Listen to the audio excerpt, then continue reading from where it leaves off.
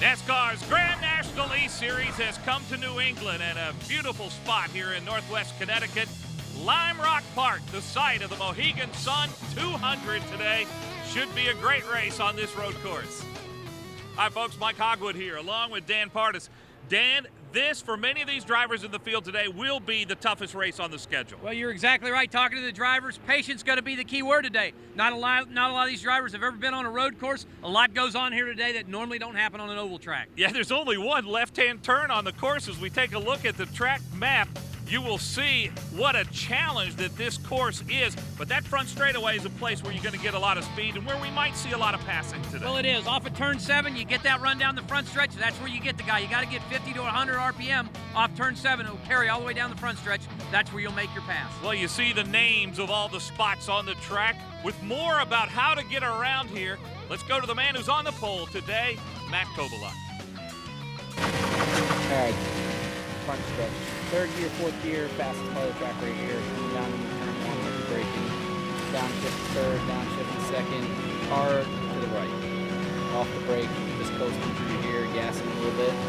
Gas a little more. Going up turn 2 here, stay in second gear. Only left-hander right here. Pretty tough part of the track. It feels like generous, so hard on the gas right here. Brake, hard on the gas again. Coming up through here, second gear, third gear. Wide open right through here. Hitting the brakes hard right here. Hard downshift second, hard right. The uphill. Lose the throttle a little, third gear. Hard on the brakes right here. Into turn 9, hard right-hander off the brakes. Coming to the bridge, third gear, full throttle, down the hill, off the throttle, on the brake a little bit. Now hard on the gas, hard on the gas. Get up to third gear, fourth gear, and you're flat around Lime Rock. Well, you can see the challenge to get around this racetrack, and Matt Kobaluk has done it as well as anybody in recent years. Finished second last year, and again on the pole here today, and certainly hopeful for a win after a tough break in his last race at Adirondack, where he led most of the laps. Well, you can see what a gorgeous day it is today here in Connecticut. We're about ready to get things started, so let's head down trackside for our invocation. Would we all bow our heads? Heavenly Father, we thank you for being here with us today, and we thank you for giving us this beautiful weather where we can all come out and enjoy the sport of auto racing, which we love so much. And Lord, as we race today, we just pray that your hands will be upon each driver, each crew member, each official, each track official. We just pray for your safety to surround each and every one of us. And Lord, we also want to pray for those men and women serving overseas. Lord, as they fight for our freedoms at this very moment, we just pray that your blessings would be upon them and that you would cover them and bring them home safely as well. We give it all to you. In your precious and holy name we pray. Amen. Lime Rock Park is extremely pleased to welcome a very special guest to sing our national anthem. She is Mohegan Sun employee and two-time winner of Mohegan Sun's Employee Talent Contest. Ladies and gentlemen, introducing Robin Follies. Oh, say, can you see by the dawn's early light what so proudly we hailed at the twilight's last gleaming, whose broad stripes and bright stars through the perilous fight o'er the ramparts we watched were so gallantly streaming, and the rocket's red glare, the buns bursting in air, gave proof through the night that our flag was still there. Oh, say, does that star-spangled banner yet wave o'er the land of the free and the home of the brave?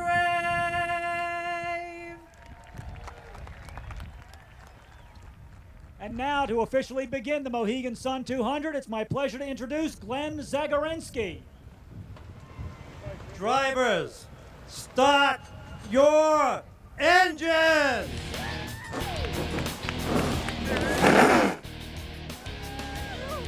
Now the engines have roared to life. No doubt what part of the country we're in was that start your engine. Stock your engines, they're going. And we're ready for a great race. We talked about Matt Kobeluk a moment ago. What a dominant car he had at Adirondack. He was the class of the field all night. Unfortunately for him, towards the end there, had a little problem, but man, he was just so dominant. That car was just a class of its own.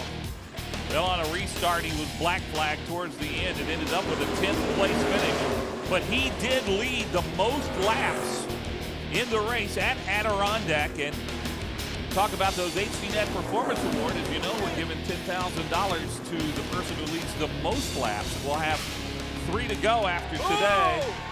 He wasn't happy with the finish, but he does have the lead in the HDNet Performance Award standings. But it's not by much.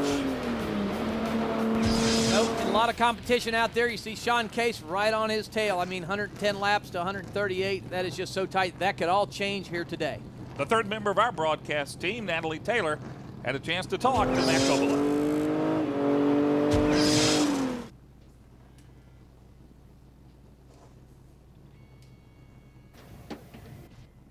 Hey, thanks guys. Matt, we had the chance to talk earlier in the week and you were excited about coming to Lime Rock, won here 2 years ago. Why all the success at this track? You know, I don't really know. I mean, other than that, my guys do a great job preparing the car for me here at Lime Rock, and I really like coming here, and it adapts to my driving style. I really love the road racing. It's a lot of fun. You're really busy in the car, and I have a blast at it. So that's all. You know, my guys, I chalk it up to my guys. They do a great job of prepping my car to come here. Well, it's great that you said you had a lot of fun driving this course because we were able to tell being the pole sitter, and that's got to help your lead in the HDNet Performance Award for most laps led. Yeah, I can't say that we're not at least paying attention to that some, because that's a pretty big deal. And you know, leading into here, into this race, we have that lead, and sitting on the pole here, obviously we're going to build on that some, and hopefully we'll be able to lead every lap and pull this Mohegan Sun into victory lane and win the Mohegan Sun 200. That sounds like a good plan. Mike, Dan, we talked about how the veterans will have success at this track.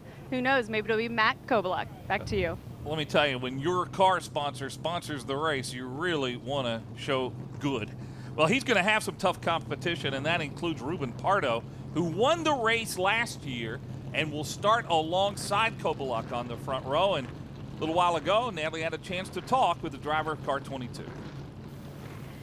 Hey, thanks again, guys. You know, Ruben, starting in the front row, since this track you can only pass 2 to 3 ideal times, how important is it to start up front? It's very important to start in front because in this track you can pass only in the straight and on the break point. And I think the other part of the track is very tight. You can do it. It's hard to do it. Now, it is a narrow track, but you're the defending champion of the Mohegan 200. What are the keys to success to make it 2 in a row? I think the last year for me and the success is take time and be careful with the tires. And I think we need to think in the last laps. I think we can do it. We can do it. We have a good team. Family Dollar and Supercuts are with us all the time, all the season, and we can do it. Well, he's all smiles, so who knows? Maybe we'll be talking to him later on. Guys, back to you. All right, Natalie, thanks a lot. As you can see, the car is taking just 2 pace laps before we go green, so let's get right to the starting grid. And we're talking about Ruben Pardo. This is the same car that he won with last year and that Patrick Carpentier drove in the Busch race in Montreal. On row 2, it is Mike Olson and Mike Johnson, who's been a part-time runner this year in the series. More about Olson in a moment as he's starting his 200th consecutive race today. Row 3, Max Dumouriez, along with Sean Case. Dumouriez, I think, might be a surprise today. Well, Dumouriez was really excited. You know, it's the first time here. He said, man, I'm really taking this racetrack. It's just a racetrack that I really feel good about for a driver. That's very, very important. Brian Chu and James Buscher out of Plano, Texas. Every time we've seen him, he has done great things. There's Joey Logano, the points leader, back on row 5, along with Rogelio Lopez, who won at Nashville this year. Joey not totally excited. He said, I'm not sure what I'm missing. I felt a good lap there when I qualified, but we're just still a little short. Herman Quiroga and Jerry Marquis on row 6. Row 7, Chase Austin, one of those rookies, and Jeff Anton's had a couple of good finishes here. Row 8, Peyton Sellers and Jeffrey Earnhardt, the guys who haven't seen this road course before today, but there are a lot of guys like that. Well, it's a new world. We talked about it earlier in the show that, you know, a lot of these guys have never been here, probably half the field or more, so it's going to be a real experience. It's going to be exciting for these guys here today. John Salemi out of New Hampshire on row 10, along with Larry Maloney, who is an SCCA driver driving Larry Gallo's car, and he's won a lot of races here in Lime Rock Park. Row 11, Jesus Hernandez and Eddie McDonald, part-time runner, but he won at Stafford earlier in the season. On row 12, Michelle Theriot and James Pritchard Jr.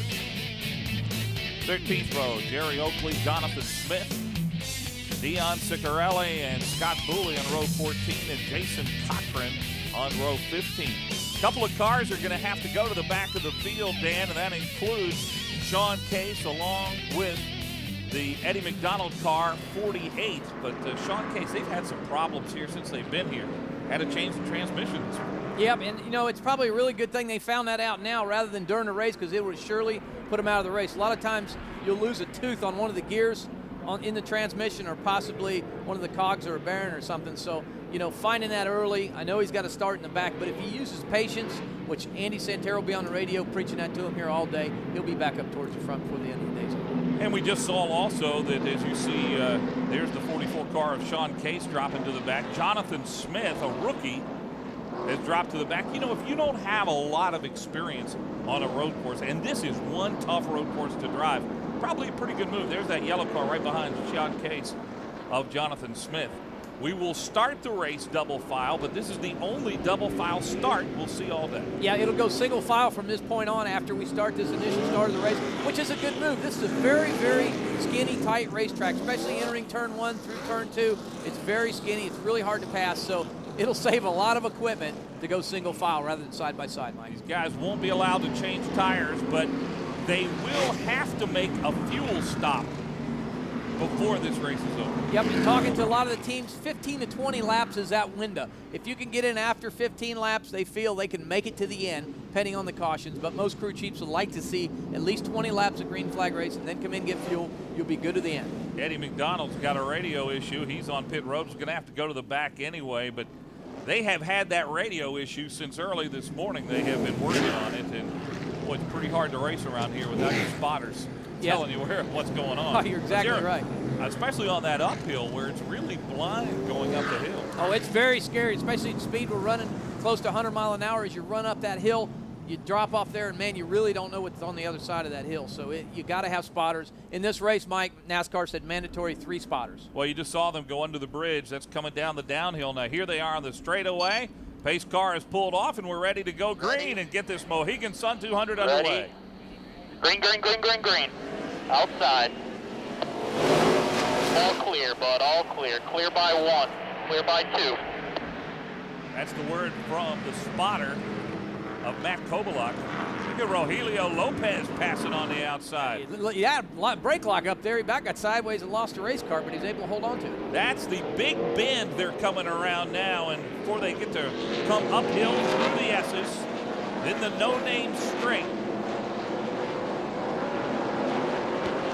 Kind of feeling their way around on this first lap, and Matt Kobalak shows he knows the way around. Matt's very good at this racetrack. They tested, found some new stuff here the last time they tested. He's doing a little bit more shifting than most of these guys in this racetrack. Here's the west bend, and that's a pretty hard right-hander. Matter of fact, there is only one left-hand turn that they make in an entire lap around here, and that's very unusual for what these stock cars normally do. Well, it is, and we set them up totally different than we normally would because we're so used to turning left-hand turns. They just had to change the whole setup on these race cars. First of 82 laps now on the books. Matt Kobalak, Ruben Pardo, and Mike Johnson is running third.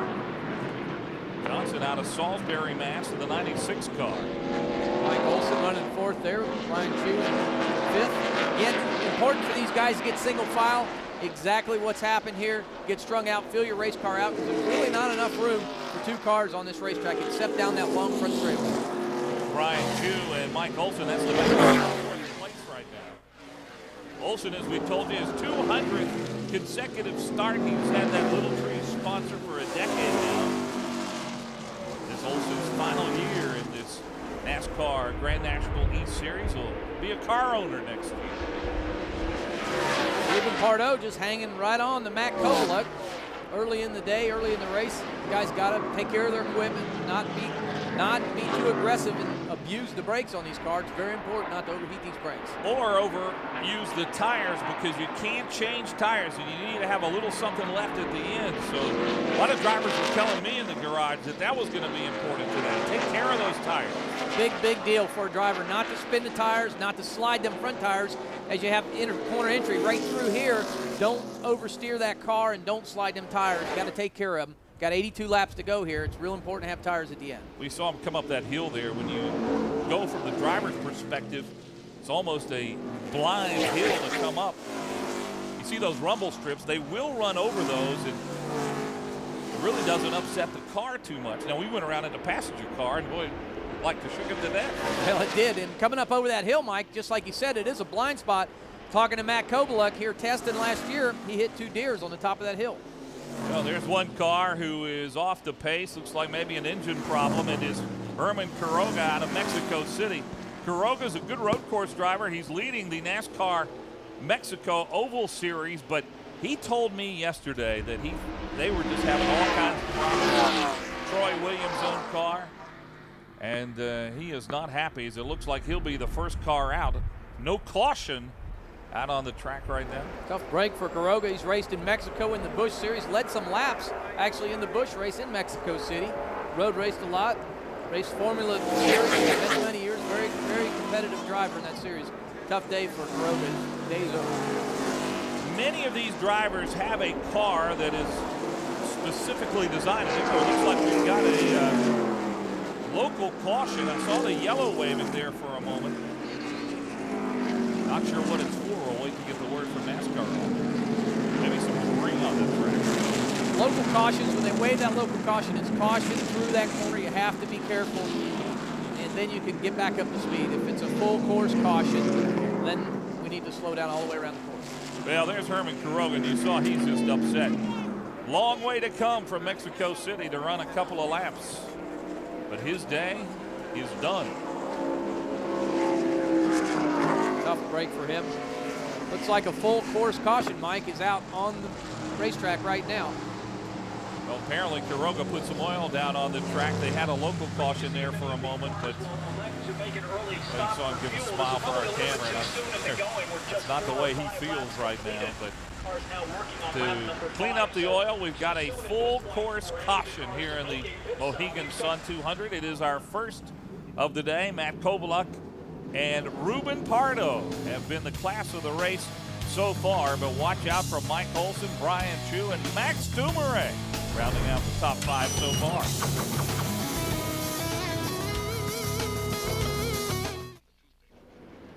Scott Booley having some problems as well out of Wolcott, Connecticut.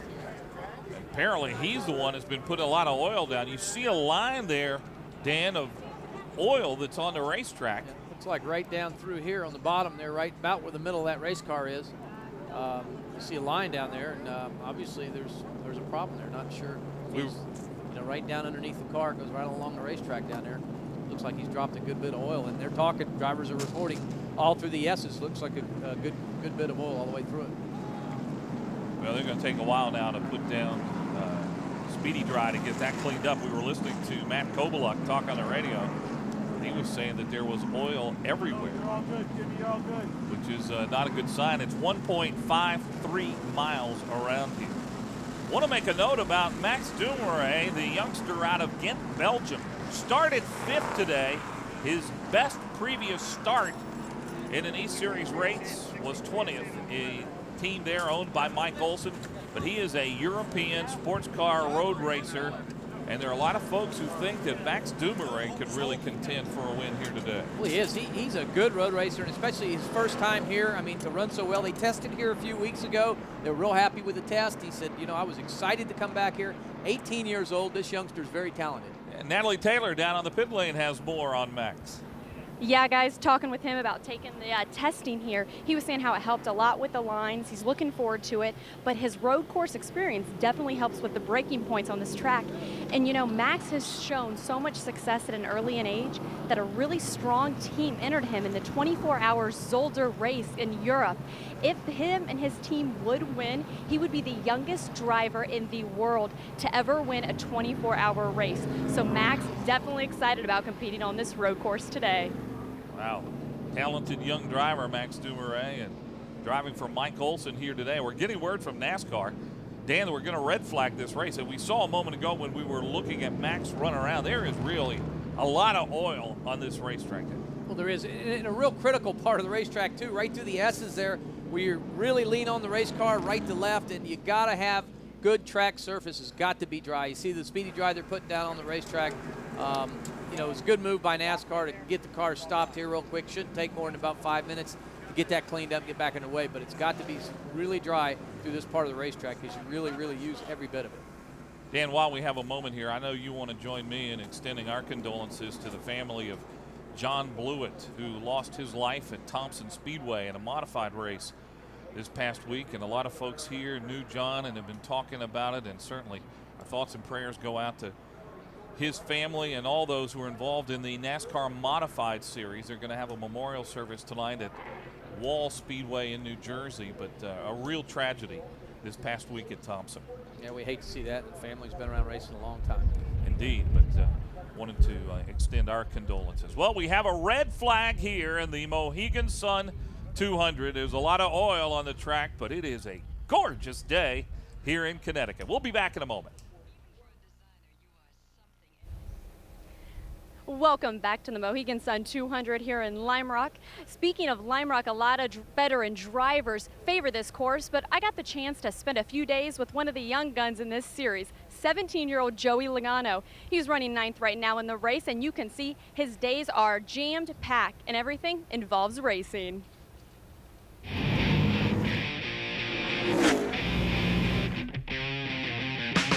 He won his first ever start in a NASCAR race.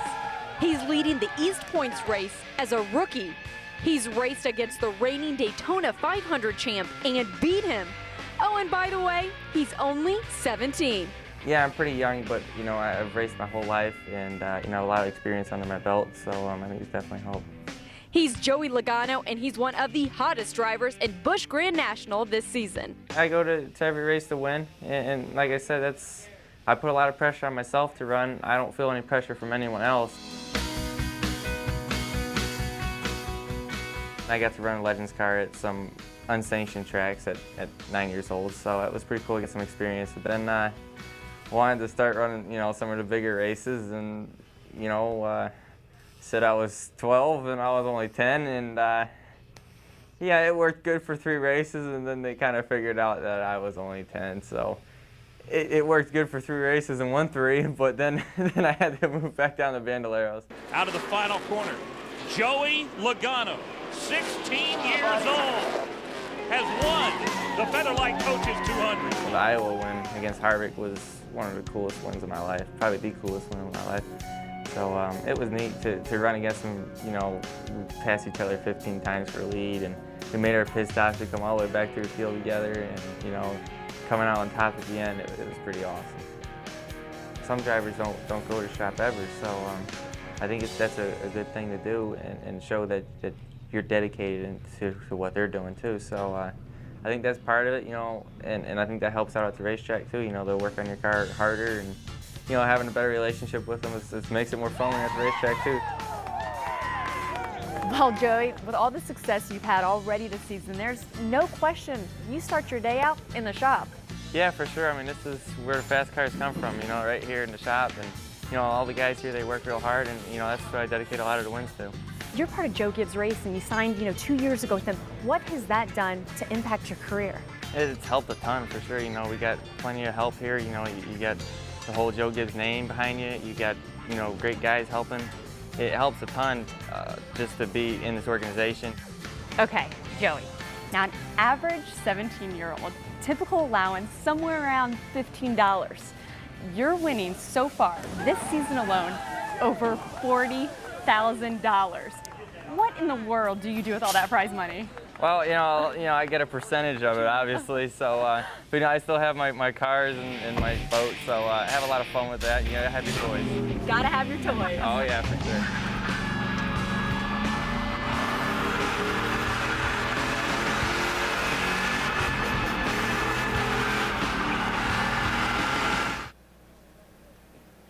You know, guys, Joey hasn't had a lot of experience here, but earlier in the week, he was able to join the Skip Barber driving school. Well, on lap 3, Joey gets passed, and as you know, he hates it. So he speeds up, ends up crashing and injuring his wrist. Now, here at this road course, a lot of shifting's involved. Well, Joey hurt his wrist. His wrist is currently wrapped up. He says he's trying not to complain about it. It was sore yesterday. So on top of being a new driver on this course, Joey also has another handicap, the injury that his testing caused him. But anyways, like I said, this is a 17-year-old phenom, and who knows, maybe we'll see Joey Logano once again up front when that checkered flag comes down. Mike, Dan, back to you guys. Dan, what I want to know is who's going to buy a set of tires on that car of his after I don't flipping know. around in the parking lot. I hope my kid didn't watch that, because I don't want him doing that when he's 17. Natalie, you ever done that with your car? Guys, that would be a very scary situation. And I got to tell you, Joey was so excited when we told him to go ahead and do donuts in the parking lot. You thought that we just gave him $1 million. He was pumped. He loves everything racing, driving. His life revolves around it. And it really sounds that Joey wouldn't have it any other way. Well, he's still a student in school. And so what does he do about high school? Well, he is homeschooled, so that adds a flexibility to his schedule, and obviously his parents are very involved with his life, not just on the track, but off the track, making sure he's making right decisions with his money, keeping his purchasing of toys under their belt, but they do direct him. The homeschooled helps, so he is getting an education, but right now his main focus is on those checkered flags. All right, Natalie, thanks a lot. Dan, more and more we're seeing Joey Logano's 17-year-old youngsters coming up. It seems today that if you aren't doing something by the time you're 17 or 18, you're behind. Well, it is. And what's happening is a lot of the big team owners with this really good equipment are putting these youngsters in the car, because when you train them young, they don't learn a lot of bad habits. You put good people behind them, good successful crew chiefs, spotters, and teams that knows the ins and outs of racing, and they teach them the right way right from the very start, and they got really good equipment. That's why these youngsters run so well. And you look at all the youngsters in the race today. We're Jeffrey Earnhardt and Mark Davis, who's 17. We just talked about Max Dumouriez a moment ago, who's 18 years old. A lot of youngsters who are in this race and in this series hoping to move on. But the man out in front's a veteran, and that's Matt Kovaluk. If we talk to Matt here, he's having a little conversation with his crew chief. Looks like he's in the back bumper of the pace car there. Matt, Dan Partis, Mike Hogwood, and HDNet booth. You copy? Yeah, I got you guys.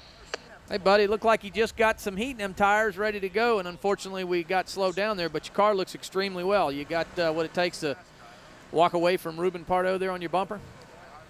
Yeah, I don't know. I mean, this Mohegan Sun Chevrolet is good. I mean, I'm not really interested in walking away from them. I'm really interested in slowing the pace down a little bit and conserving tires, but, you know, who knows what he's going to want to do. So, I mean, we're good enough to lead right now, but I don't necessarily need to be clicking off fast laps at this stage of the race to try to conserve what we got for later on. Well, that makes a lot of sense. So if he passes you, we'll be sure and say, hey, Matt did that on purpose. He let him by. Exactly, because he may want to run a lot harder than I do right now. I'm more concerned about latter stages of the race and not burning up what we have now. Well, as you know, that's a veteran talking, and that's what you've learned that the hard way, I'm sure. Well, good luck to you, buddy, and have fun. Thanks, guys. All right, that's the word from Matt Kovaluk. We are under a red flag. Kovaluk is our leader. Ruben Pardo running second on a very peaceful, calm day right now at Lime Rock. Welcome back. Still under our red flag here in Lime Rock. Matt Kovaluk, Ruben Pardo, and Mike Olson, who we mentioned a moment ago.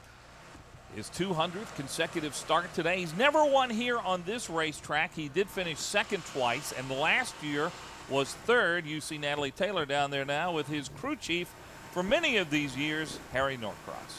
You know, Mike, with having 2 second-place finishes and a third, he's definitely hungry for today. But only the few laps in, how's Mike feeling? He hasn't said a whole lot. He's just trying to get an open track and, get to lap 82 and hopefully still have a shot at the win.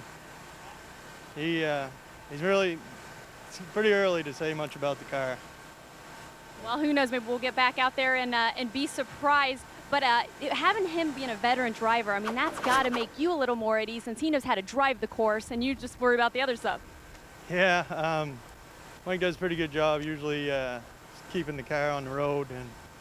And, we try to, the crew and I try to keep the thing from breaking. That's the big thing. You got to get to lap 82 to win. That sounds like the plan for a lot of guys, just trying to survive. I mean, are you guys expecting a lot of yellows? Unfortunately, didn't start out on the best of stuff. This is an 82-lap race. A lot of the races have had between 25 and 35 caution laps in them, so it could be a slow day. Well, hopefully not too slow, and I'm sure Mike Olson's one of these guys that knows this track, so who knows, maybe he'll make his 200th start for Little Trees, make it a victory. Mike Olson, the defending champion in this series, and one of your duties, I guess, is to make sure that the TV people know what they're talking about, so he gave us a ride. Yeah, that was a lot of fun. Myself and Natalie around the track, and really helped us, I thought, to get a feel for what this track is. Well, it does. It helps so much, to get a perspective of what the drivers see. When we drive on the racetrack, he shows us the groove, shows us the apex, and tells us the problem spots of the racetrack, and all three of us got a good feel for that. Well, we've got NASCAR Grand National East Racing next weekend from Mansfield, Ohio, at Mansfield Motorsports Park. We've also got the Whelen Modified Tour. It'll be a doubleheader, 2 races next weekend. I'm excited about that. Be a busy weekend there in Ohio. That'd be fun. Starts at 3:30 Eastern Time, so be sure to be with us next week right here on HDNet.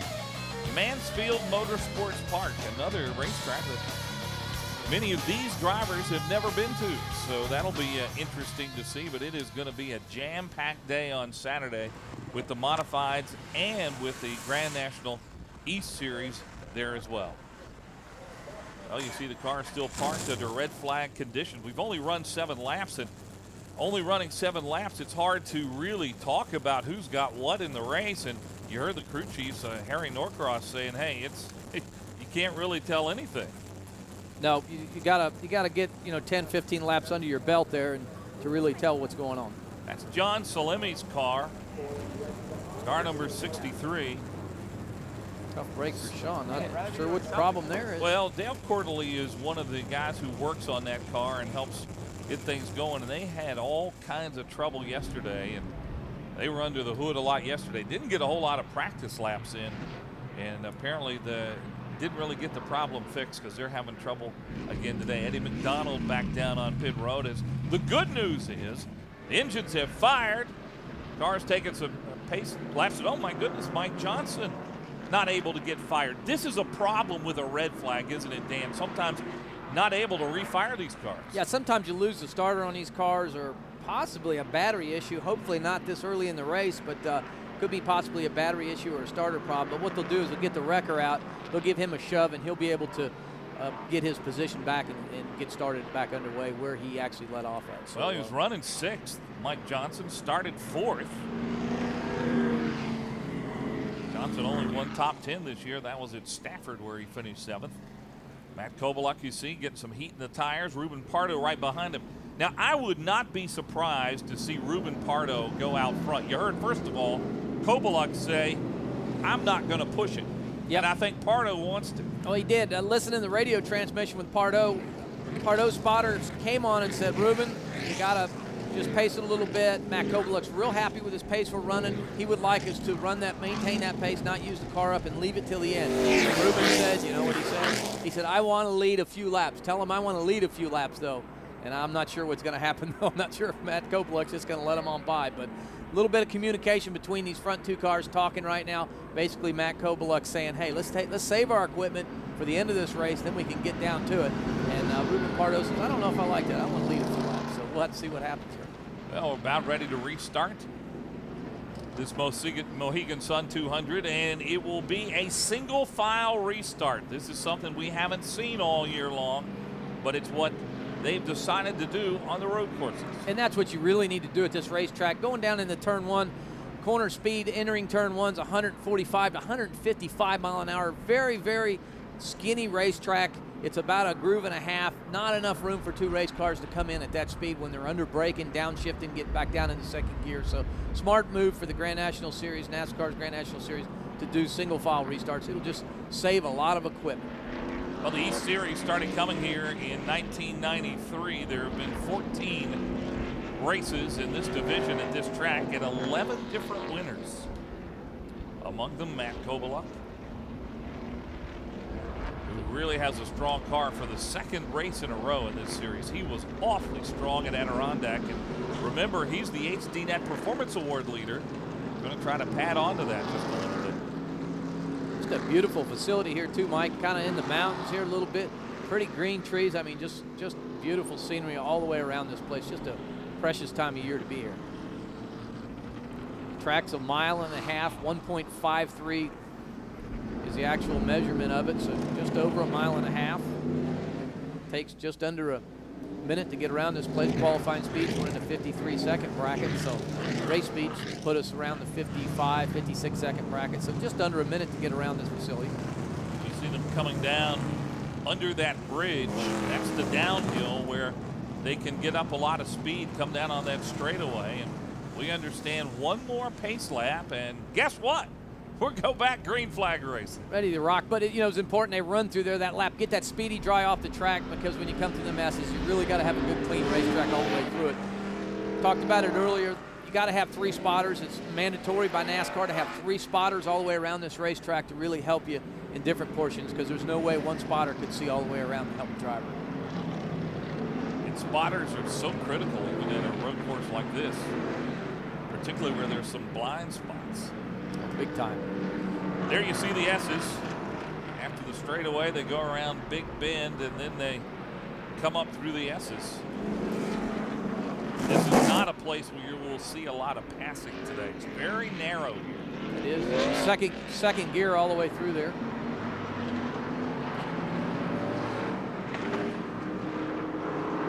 Mark Davis made an unscheduled pit stop coming out. Not sure what's wrong there, but now's the time to do it. Under caution, possibly making some chassis adjustments to the car. It's too early to get fuel. I would think 9 laps in. Oh, most definitely. 15 to 20 laps is that window. See the speedy dry down on the racetrack right there. The cars will run through it and try and blow it off the track to get a good, clean racing service that next time by. That's a great shot right there. You see them coming up almost blind up over that hill, and really the driver cannot see what's on the other side of the hill when they're coming up there. Literally is blind, Mike. We came through in the pace car, and if you're running faster than about 40 or 50 mile an hour, it kind of takes the breath away from you, gives you that weird feeling in your stomach when you get to the top of that hill. A lot of the guys who practiced yesterday, and we'll see this in the race today, actually get their wheels up off the ground coming on there. Yep, and drivers have talked to Matt. He says, you got to actually lift off that pedal a little bit, or you will catch air.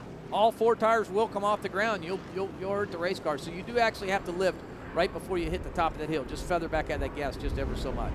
Well, we're ready to go green, and I know you are too. Ready. Go, go, go, go, go. 1, 2. Nice start. Cars in the back look like log jamming back there, Mike, in the grass. Did you see Max Dumoulin on that start just dive down to the inside and pass 2 cars to move up into 3rd place? What a great move by the youngster from Belgium. Well, he got a good run there, and what NASCAR says, once you get past them orange cones, the fire line, you can pass cars on the right or the left, and that's exactly what Max Dumoulin was able to do. Dumoulin, boy, he made it. That was the move of the race so far in the 16 car. Log jam a little bit further back. Unfortunately, a few cars swerved off in the grass. One good thing about this place is plenty of runoff room, and it is forgiven a little bit to kind of save the race car if you get off course. So far, none of the leaders have gotten off course, as you see coming down the hill and coming down the front straightaway. This is where the passing zone is, and Ruben Pardo looked inside of Matt Kobaluk, not able to take him as they head to Big Bend and uphill again. up through the S's. Now Ruben wanted that position again. He was talking on the radio. He said, I want to lead some laps. Matt Kovaluk, my prediction is he'll stretch it out here some 10 car lengths, then he'll kind of slow down, let Ruben by if Ruben wants to do it and use up the tires. So important here today. Patience, patience, patience is the key word. You've got to be patient, take care of that equipment. Do not run off course. If you run off course, your day's pretty much done because you're going to go back in a hurry. You're going to get grass all over the tires. You're going to take a lap. On the back straight now, and again they'll head downhill and under that bridge. This is where you get the speed up, the run up, to try to make a pass, but Pardo is not there. You got to pretty much be on the bumper coming down that hill to make that pass. Yeah, you do. There's not a lot of good places to pass here. Down this long front straightaway is probably the best one. And the little short chute there on the backside, the back straight we call it, right before you enter turn 7. Here's Mike Johnson, Rogelio Lopez. It's a battle for 7th place. Johnson 7th, Lopez is 8th. We haven't said a lot about our guy, James Buscher. That 31 car right in the middle of your screen. 17 years old, little hot shot. Out of Plano, Texas. Driving a Ted Marsh car. He's going to race an ARCA race tomorrow. Is that right, Mike? Right on dirt track tomorrow, and then he's also going to race in the Pro Cup Series on Wednesday. There he is, Buscher, in the 31 car.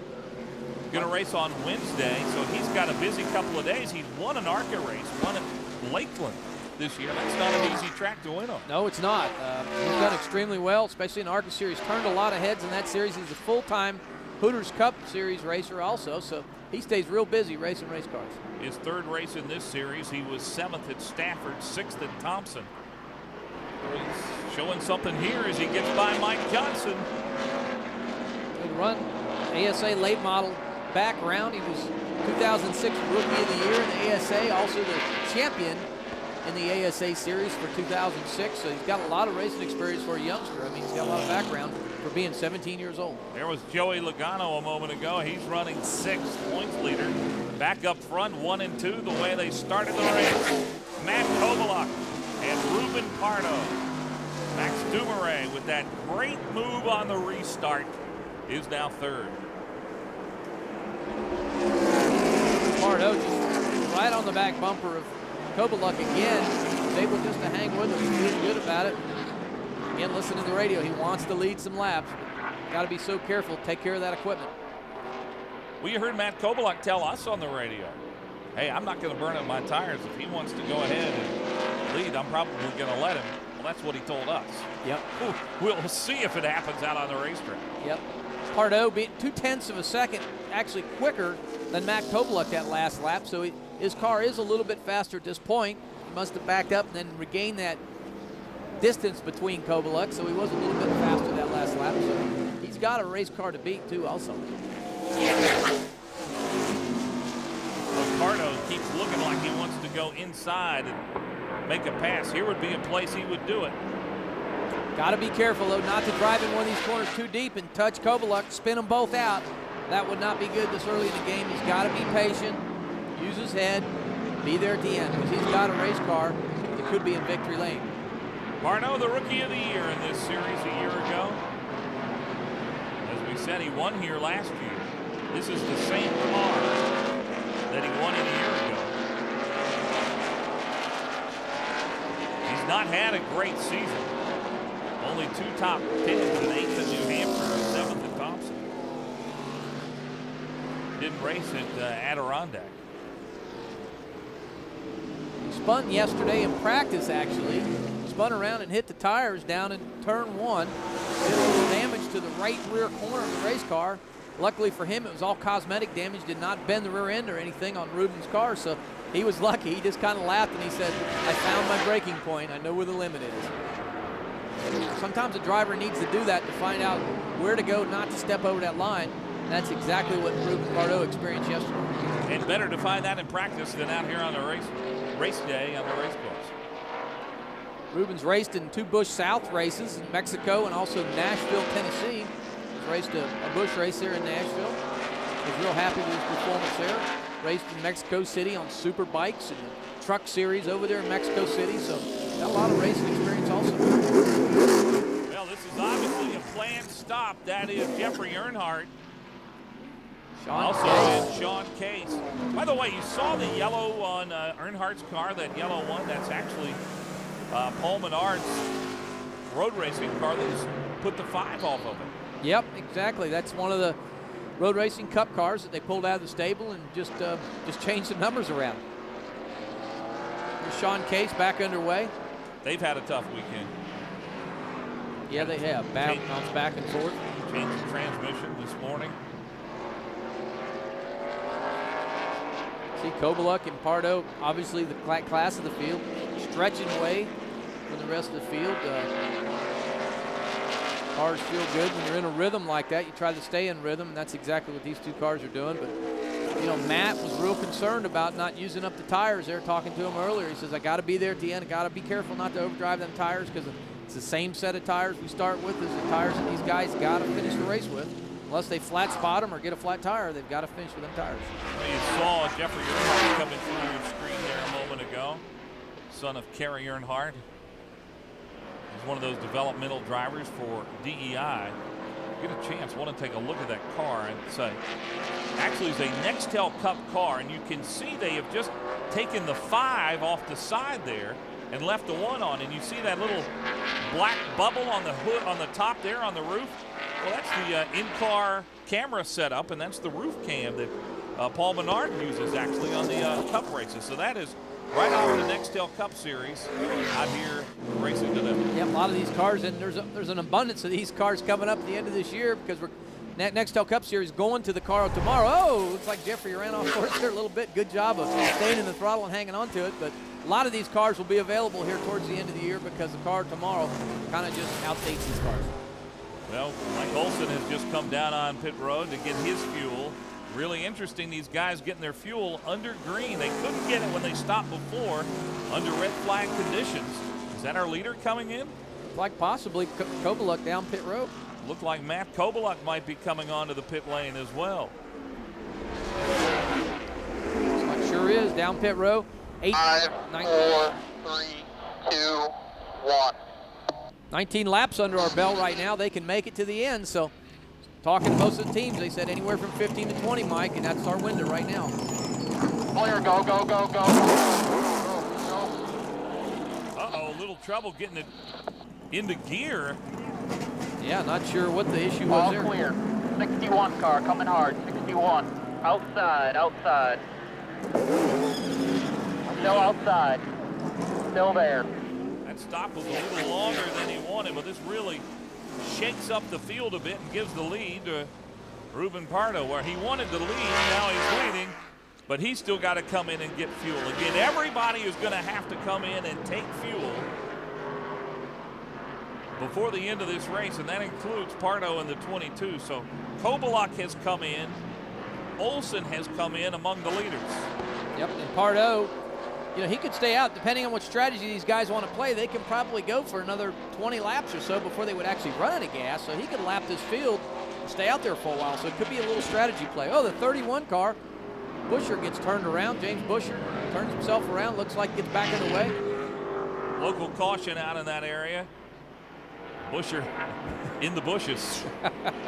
Thank goodness he stayed between the green and the tire fence there. Yeah, nothing hurt on the car, I don't believe. Nope, back underway. A lot of these guys, you know, when you come to a road race like this, it's a lot of fun for a lot of these guys. At the end of the day, they just shake their heads and say, man, sure glad that race was over, because it's just, we're coming to a whole different environment that we're just not used to.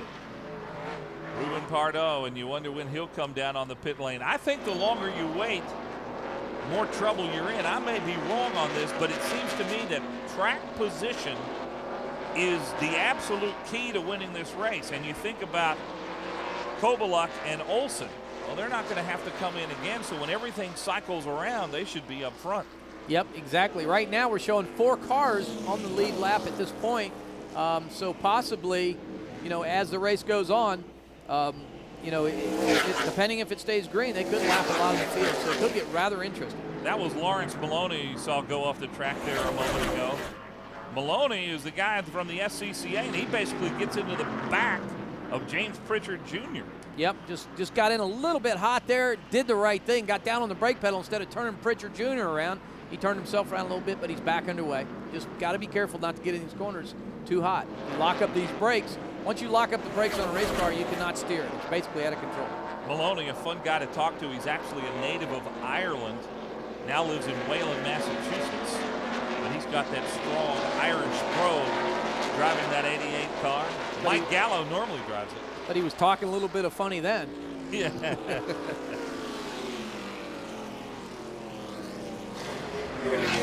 the guy that's before. Oh, well, there's another car that has spun, and that might be Pritchard. Oh, 2 cars involved here. Looks like another car on the outside. Is that Joey Logano? No, James that is Pritchard Joey Logano. And Joey Logano into the tire barrier. Wow. Tough break for Joey. And I don't know if Joey's able to get that car refired. Pritchard, we talked about a moment ago. He was involved a moment ago with Maloney. Now let's see if we can hear from Joey. Behind you. Hold on. Wow, looks like he's planted in that tire wall pretty good. Keep your belt on. Keep your belt on. Oh, here comes Brian Chu. He gets sideways coming off the corner. Not sure if there's some fluid down there. Yeah, but you heard the spotter, very important, telling Joey Logano, keep the belts on, because Chu was aiming right at him. So important. Sometimes a driver gets anxious and climbs out of the car. That's not what you want to do. See Joey Logano in the barrier wall. There's Brian Chu. Just clips him. Man, took the fiberglass off the back of that bumper. That was close.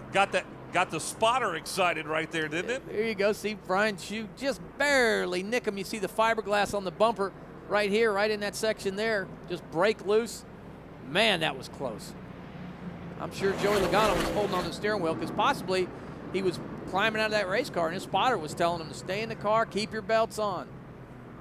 Well, a tough break for Logano, who came into this race with a 188-point lead in the point standings. Matt Kobaluk is second. Peyton Sellers third and Sean Case fourth. But Logano, that 188 points, pretty healthy, may come in handy now. And Brian Chu, who had been running so well, up in the top 10 all day long. He's got some serious damage. He's going to have to come on pit road. And now the safety workers have gotten over to Logano's car. Tough break for Joey. Again, he, like Natalie was telling us, he raced a Skip Barber car here yesterday and was getting a little practice. In the third lap into it, he gets wrecked and hurt his wrist and tore that race car up pretty bad. So not a good weekend for Joey Logano here at Lime Rock, Connecticut. With a hurt wrist, I think in a oval race, you can really do without the full use of both hands. But in a race like this, where you're having to shift with one hand, hold on to the steering wheel with another, you really need both hands at full strength. Well, to make you 100%, you really do. I mean, you're shifting, you're grabbing the steering wheel, you're throwing the race car to the right, throwing it to the left, downshifting, upshifting. I mean, it's just a lot more activity than you would normally see at an oval. An oval track, you pretty much turning the wheel about a quarter of a turn in each corner, then unwind it down the straightaway a little bit, never shifting the car on an oval track. At this track, we're shifting some 4 to 6 times depending on what the drivers are doing, so you're downshifting and upshifting a lot, so that risk possibly could come in play here. Well, let's run down the order for you. Ruben Pardo, Peyton Sellers, Jesus Hernandez, and Max Dumouriez, the top 4. Matt Kobaluk is the top runner who has already pitted, and he's running 5th. So he has a real advantage right now.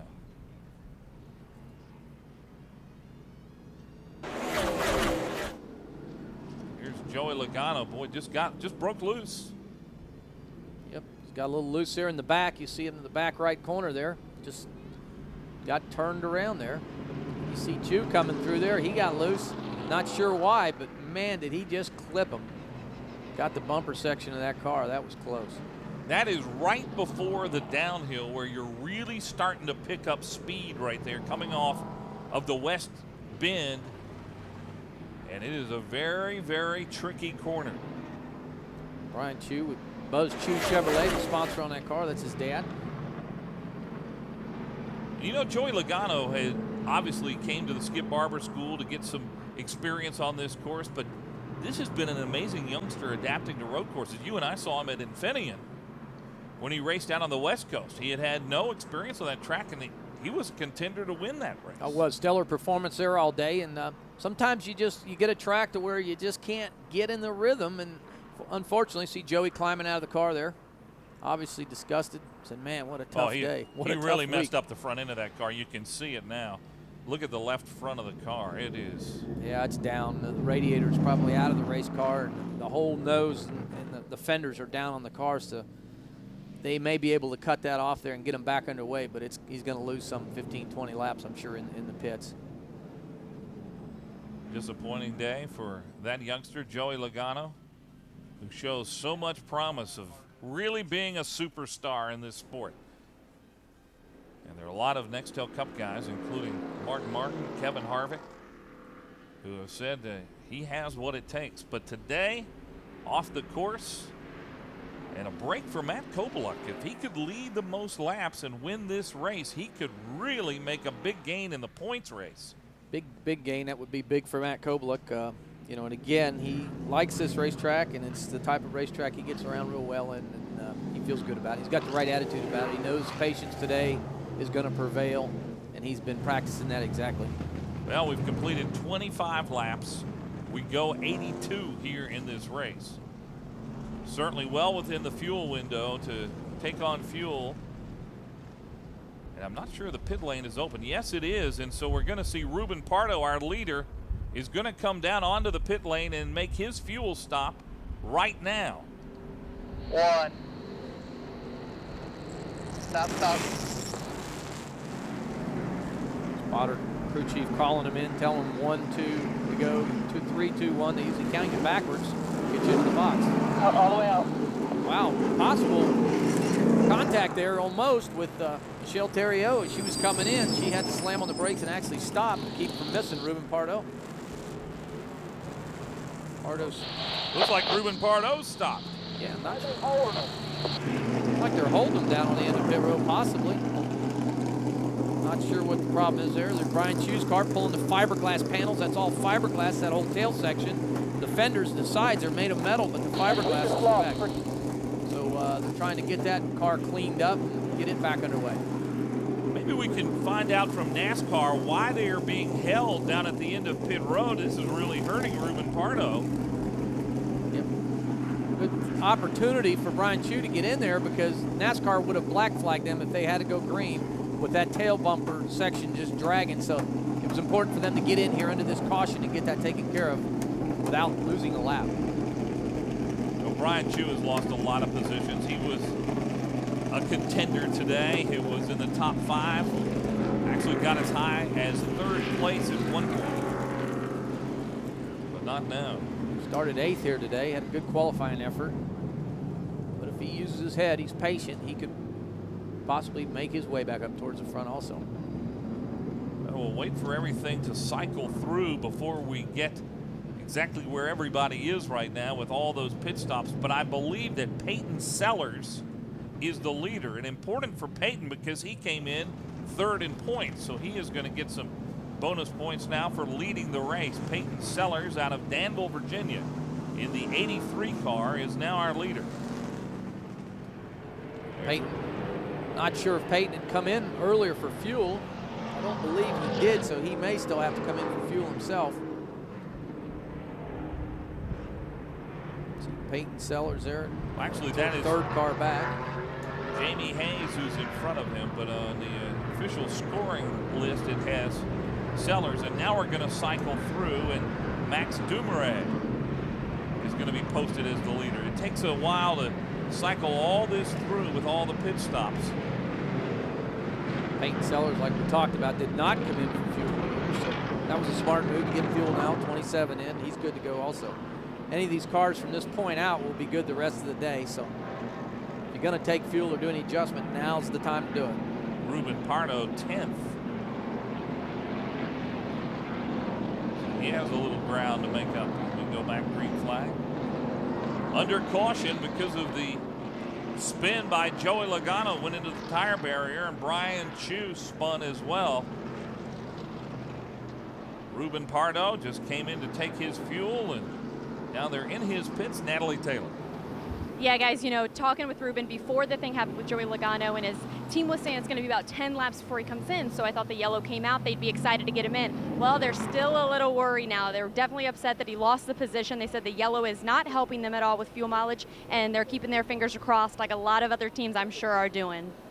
Well, one thing, Natalie, that determines his fuel mileage is the type of motor that are in these cars. Now, these drivers can run the spec motor, but the problem with that, while it's very reliable and very good, it does not get near the fuel mileage as the built motors do. Now, the spec motor's got a 830 carburetor on them, much bigger carburetor, does not get quite the fuel mileage that the open motor does that runs a 390 carburetor.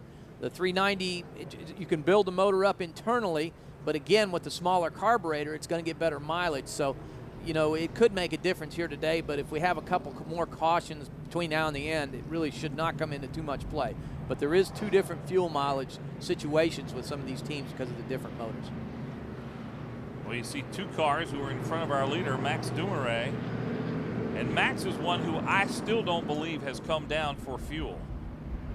Matt Kobaluk right behind him. You see the 40 there, and Mike Olson. Those 2 cars have come on and taken fuel. And obviously they wouldn't have been called in if their crew chiefs didn't feel that they were pretty confident now they can go the rest of the way. But Max Dumouriez, the leader. But the question is, when is he going to make his fuel stop? Yep, and again, it's a strategy deal with crew chiefs and drivers. Just all about track position. Track position here is so important because this track is so hard to pass on. It is really a bear to get around somebody at this racetrack unless you can get a good run. They're off at turn 7 down that front stretch, so important to use strategy for track position. Max Dumouriez, the leader. We are under caution here at Lime Rock Park in the Mohegan Sun 200.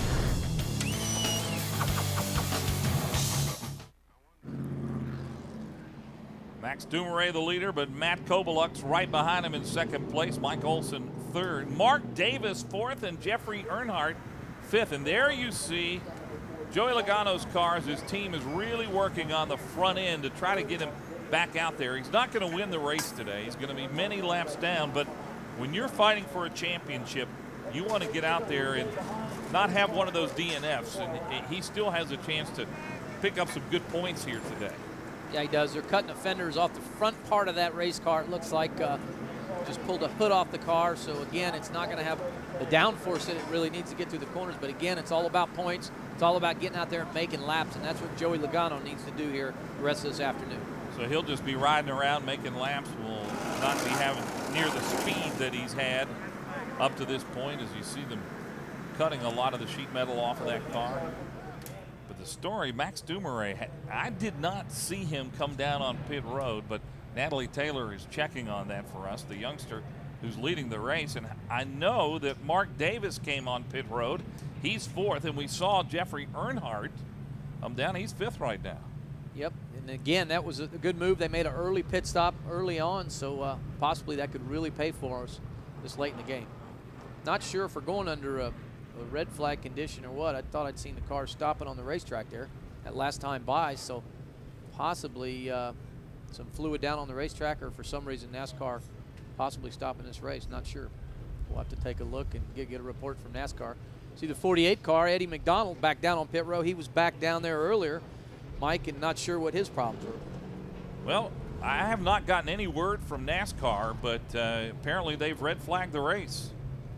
See the officials looking on the racetrack, possibly for oil. Remember seeing Brian Chu get turned around when he ran into Joey Logano, though, so possibly some reports of oil through that corner when Brian Chu got loose earlier and backed into Joey Logano when he was sitting still there in the barriers. Well, we'll try to find out the reason that they have stopped this race and apparently have red flagged it. We'll be back in a moment. More of the Mohegan Sun 200.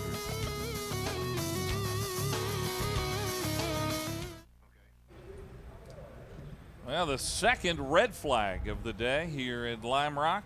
And you see this reason why is there's oil on the racetrack. They're putting some of that speedy dry down. And red flag, something none of the drivers want to see.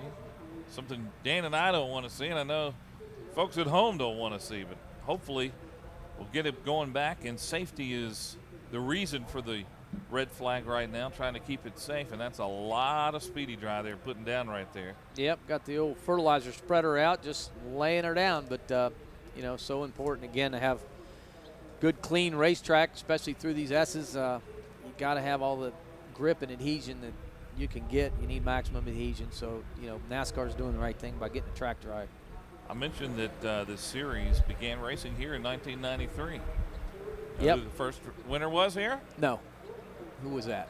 Ken Schrader. Is that right? Ken Schrader won the first E-Series race here in 1983. One driver's won 3 times. That's Busch Leitzinger. Wow. I mean, didn't know Ken Schrader was that old. Of course, Ken's listening. He'll appreciate that. But Ken, the 52 car, Jamie Hayes and Donnie Richardson, that's kind of stabled out of the Ken Schrader stable here today. And they've had a tough time. I talked to Jamie Hayes, who's driving that 52 car, which is the same car that Boris Said drove at Infineon and had a top 5 finish with. And he admitted there's a lot more car than driver here today, but I think a lot of guys are in that situation. Well, it is. And again, as an oval track racer, I really haven't driven any road course stuff. Went to barber school and did a few of them classes. It's a totally different animal. You're shifting, you're braking hard, you're on the gas, you're off the gas, you're turning right, you're turning left. A lot goes on. And as a normal oval track driver, what happens is it makes you overdrive. You have a tendency to overdrive these corners. It happens a lot because on an oval track, we just drive in just as hard as we can. There's usually a little bit of banking in the corner that helps hold the car. Then you can get back on the gas. These cars here on the road race courses, you have to not overdrive the race car, and it's a very, very hard thing to do, especially coming off of ovals. So important for an oval track driver that races week in and week out to come and test. And that's what a lot of these drivers did. They came here and tested, and it really, really saves the race car. Some of them don't come to this track. There's a track down in Kershaw, South Carolina. They'll go down there. There's a track in Georgia, Road Atlanta. They'll go down there in the South. And VIR in Virginia. Exactly, to get some of that road race experience and learn what it's about to downshift, upshift, on the gas, off the gas, turn the right steering wheel left and right. Well, one thing we've seen in the last couple of minutes, there's some great scenery here Well, at Lime Rock, but that's not what these drivers want to see right now. They want to see a green racetrack. A little bit of wind here today and very comfortable temperatures, I would say. It's just an absolute perfect day for racing. I was talking about Jamie Hayes a moment ago out of Norlina, North Carolina, who's driving for Ken Schrader, who was the first winner in this series at this racetrack back in '93. More on Jamie. Let's go down to the pit lane and Natalie. You know, I also got the chance to talk to Jamie Hayes, and it's interesting talking to the drivers who have never been to the course before, getting their thoughts. And Jamie's like, you know, it is a different world. Dan, you were talking about all the changes they have to make while driving. Jamie said, you know, the car's great, like Mike was saying, but basically it's all up to him. He said that every time he gets out there, he is gaining. He is getting quicker laps during practice and then qualifying. And the key for Jamie Hayes is keep space between him and the car in front of him. So hopefully he doesn't have any situations like Joey and previous ones to cause any more of these red flags. So maybe Jamie will be one that finally gets things clicking. Well, we'll see. He's not running in the top 20 right now, so he has so far not had a great day. Max Dumouriez is the leader. Matt Kobaluk second. Mike Olson third. Mark Davis, who we haven't talked about much today, is running fourth. Jeffrey Earnhardt fifth. Mike Johnson has come back and is running sixth. Sean Kay seventh. Chase Austin eighth. Ruben Pardo 9th. And Jesus Hernandez 10th. Is that NASCAR? NASCAR Nintendo for the young ones, just to stay busy, occupied, fun in the sun. All we need is a little swimming pool here, and we'd have it made. Well, it's sleeping today. Well, we're going to wake somebody up and go racing here in a minute at the Mohegan Sun 200.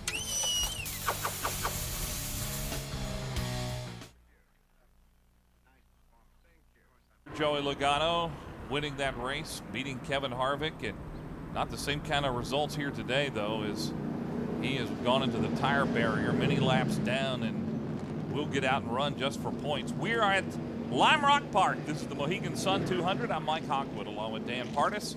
Natalie Taylor's down on the pit lane. Matter of fact, Natalie has just informed us that Max Dumouriez did make a stop for fuel, the youngster from Belgium, so he's in the top 5. And when we go back green, We have gotten the scoring all figured out now, and Matt Kobaluk, Mike Olson, Mark Davis, Max Dumoulin, and Jeffrey Earnhardt will be the top 5. I think Max Dumoulin actually is in the lead, Mike. He just moved back from the back. Not sure if he had trouble getting the car started, but he did move back to the front. So it appears when they hit the scoring loop like they just did that Max Dumoulin is our leader. Well, they did hit that scoring loop, and you're exactly right. That's why you're here. Oh, that's why we're both here. Max Dumoulin is the leader in the 16 car out of Ghent, Belgium. We talked about the fact that he would have a chance to win this race today, and he has made his fuel stop. Let's go down to Natalie. Yeah, he made that fuel stop, and you might have noticed it took him a while to get out there. He actually had to have a push start, basically just not enough voltage when he cranked it up there, and so his crew got him back out there. Not worried at all, happy with the fuel, and excited for the rest of the race.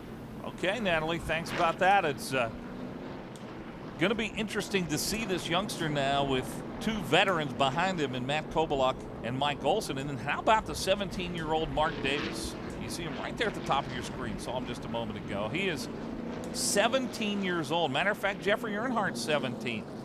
So what, we have 3 drivers under 20 in the top 5. How about that? Yep, and it's very impressive. And also, Jeffrey Earnhardt and Mark Davis started 16th and 17th here today. And look at them, both in the top 5. They kind of used strategy there a little bit, pitted it a little early, got fuel, and it enabled them to have the track position that they have right now. So it's a good move. Hats off to 18 car of Mark Davis and also the 1 car Jeffrey Earnhardt.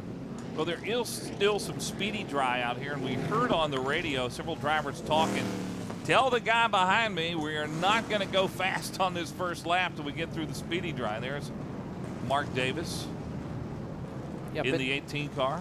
And you mentioned that, Mike, and as a driver, that's a tough chore to do because you want to race hard, you don't want to lose position, you want to stay with the guy in front of you, but you got to tiptoe through them speedy dry areas because you don't want to spin the car around. So you got to tell the guy behind you. You tell your spotter to tell the guy behind you to tell his spotter to, hey, that first lap when we come through there where that speedy dry is, I'm going to take it easy.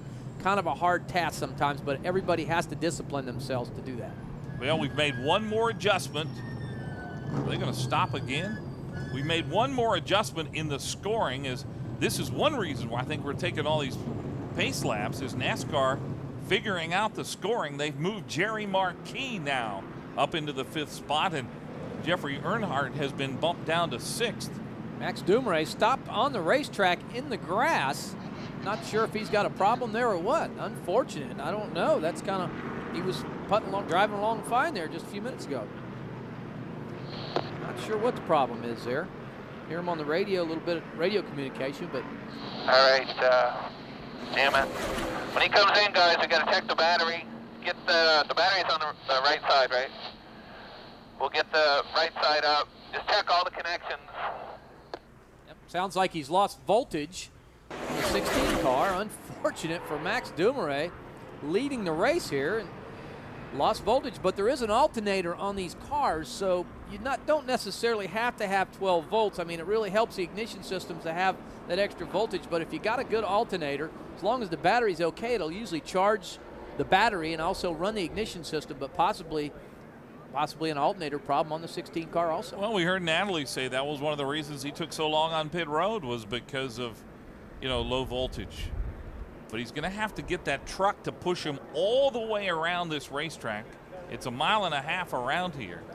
And without any power, the truck's going to push him to the attention of his crew, and that's going to really put him behind the 8 ball because track position is everything in this race. Oh, it's big, and that's a tough break for Max there again, leading this race, and to have some wire or electrical issue knock you out of the race, it's unfortunate, but it's just the nature of this beast. I mean, racing's a tough sport. It's a team sport. It requires, your team, your crew to be on their ball 100%. You got to do your checklist at the workshop. And you check, and double check, and sometimes you miss a little thing like a battery cable, and it could just take you out of the race. Well, unfortunately, what this means is we're going to have a couple more pace laps or laps under caution before we go back to green flag racing, and this is not the way these guys want to be running around this race course. It's not the way we want to see them running around this race course. Nope, we want to go racing. Hopefully we can stay green the rest of this race because we've got plenty of caution laps under our belt at this point. But they've got to get Max Dumouriez off the racetrack, and they cannot go green till they get him pushed off there. As you see the record getting down there towards pit row, they'll give him a good shove so he can get down in the pit entrance. Do your best job, guys. If you lose the last here, you can still get it back.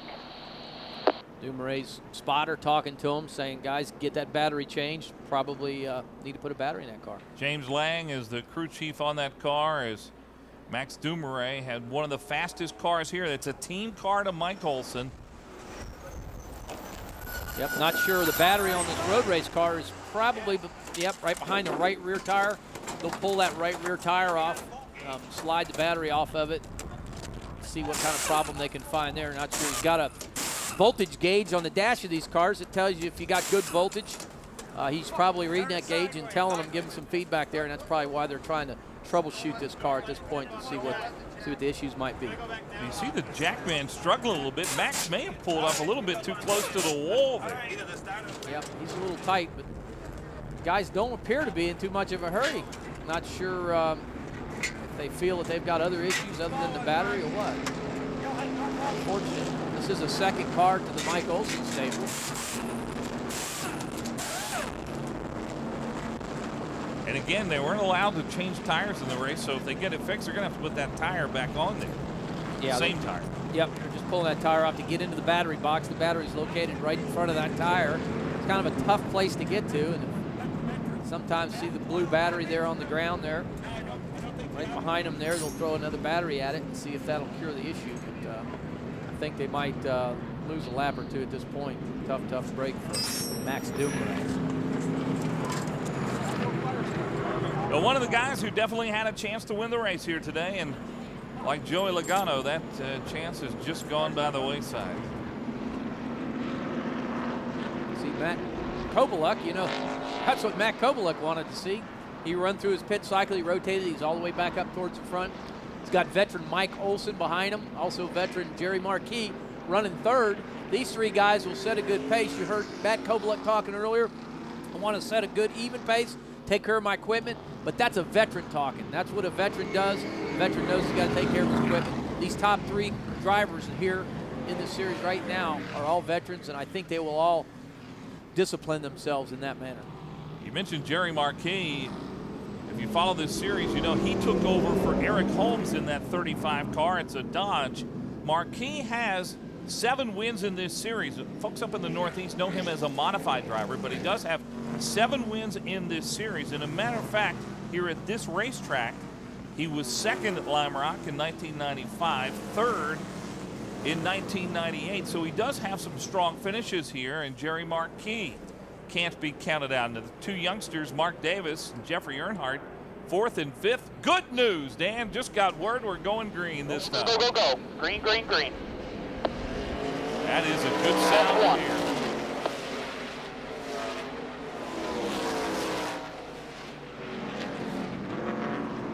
Sean Case hang the tail of the 44 car out there. How about Mike Johnson as well in the 96? Both of those guys taking a little chance on the restart. Jeffrey Earnhardt's the one that kind of got hung out to dry a little bit there. He kicked back. We talked about these corners, very, very skinny, real hard to run 2 cars through it. You got to tiptoe through it if you do it and hope the guy on the inside or the outside of you disciplines himself not to get in the side of you. The car on the move is the 44 of Sean Case. He's moved his way into the top 5. And remember, he started the day from the back of the pack. Qualified 6th, but had to go to the rear because they changed transmissions. The cars were impounded after qualifying. Yep, and this is one of Andy's old cars. Andy finished 4th here. Very, very new car first year, and then Sean finished 5th in here last year. Boy, almost was like a battle for the lead as Olson ducked on the inside. There's Sean Case. Setting a good pace. We talked about it earlier. The day there, he had to start from the back, but again, good race car, used his head if he's patient. He's worked his way back up in the top 5. Right behind Mark Davis. Davis sometimes gets overshadowed a little bit by Joey Logano, and he also in a Joe Gibbs developmental car. Just 17 years old. Mark doing an outstanding job in this series. Again, came out of legend cars, quarter midgets, bandoleros. And Danny's had 2 great races the last 2 times out. He finished 3rd in Nashville, 3rd at Adirondack. He has yet to win a race in this series, unlike his teammate Joey Logano. But 2 third places and looking good with a top 5 run right here today. Mark's a smooth driver. He's very good on his equipment. Does not overdrive his equipment, does not abuse it, gets every little bit out of it, but just doesn't step over that line. A lot of discipline in that youngster to drive like that. 31 car there, Jim Busch, and there's another car that is off the track. I think that is going to be Maloney. Yeah, that's the Irishman. Yep, he was a little off track earlier there today. He's back underway. Again, some of these drivers will leave here today.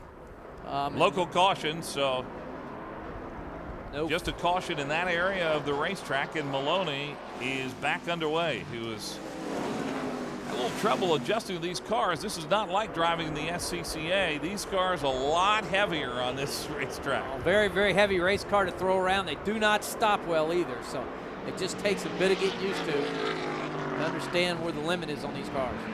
Kobaluk and Olsen. Over the years, those two have battled each other for first and second many, many times, and we've seen a lot of it here on HDNet. Mike Olsen was talking about retiring next year. I'm sure Matt Kobaluk's going to miss him. Good driver. You know, there's no, as a racer, there's no better feeling to be out there to have a guy like Mike Olsen behind you on your bumper. Know he's not going to turn you around. He's going to wait for the right moment to pass. He's not going to overdrive the corner. Does not make very many mistakes. Real confident feeling to have a driver like that behind you. Local caution waves. You see yellow flag waving. Not sure if that was for the Max Dumouriez spin around, but it's like back in the way just Good job, bud. +5. You're hearing the words from Matt Kobaluk's spotter, that +5 car lengths. What they're talking about there. Yep, that's what we want to hear. Seen in the background there, the 22 car, Ruben Pardo. We're back through the field, currently running in the 6th position. Got a good run and just been picking them off one by one, working back through the field. But Kobaluk is so strong. Won his 2nd consecutive pole here at this racetrack. Finished 2nd last year. Certainly like to move that up a spot today.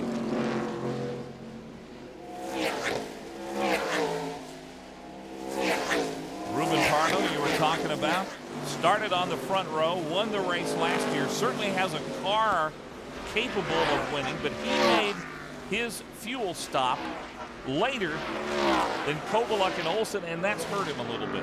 Yeah, it did, because he lost a lot of valuable track position. You see Ruben there in the 22 car working back through, but he's got a good race car. He's got a fast race car.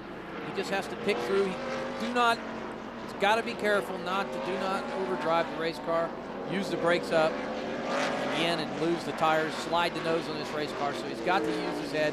Again, not a lot of experience in these big cars, so you know, we just have to wait and see if he's got what it takes to take care of that equipment. Hey, Dan, here's some news. We're just past the halfway point.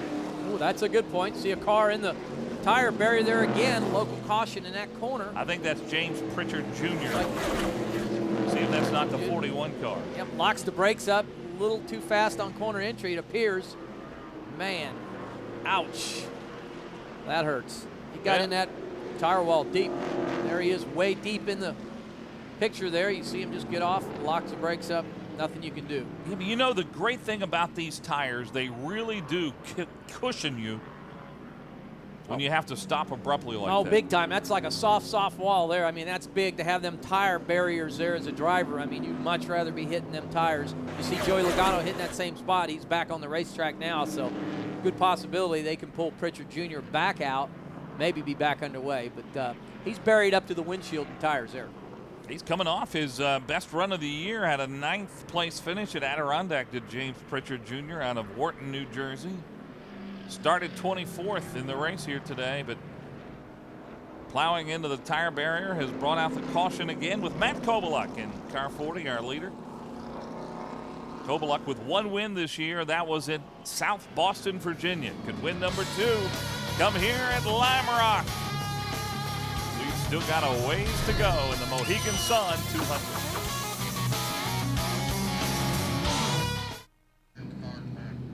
feel like we've been here for about 3 hours. The Mohegan Sun 200.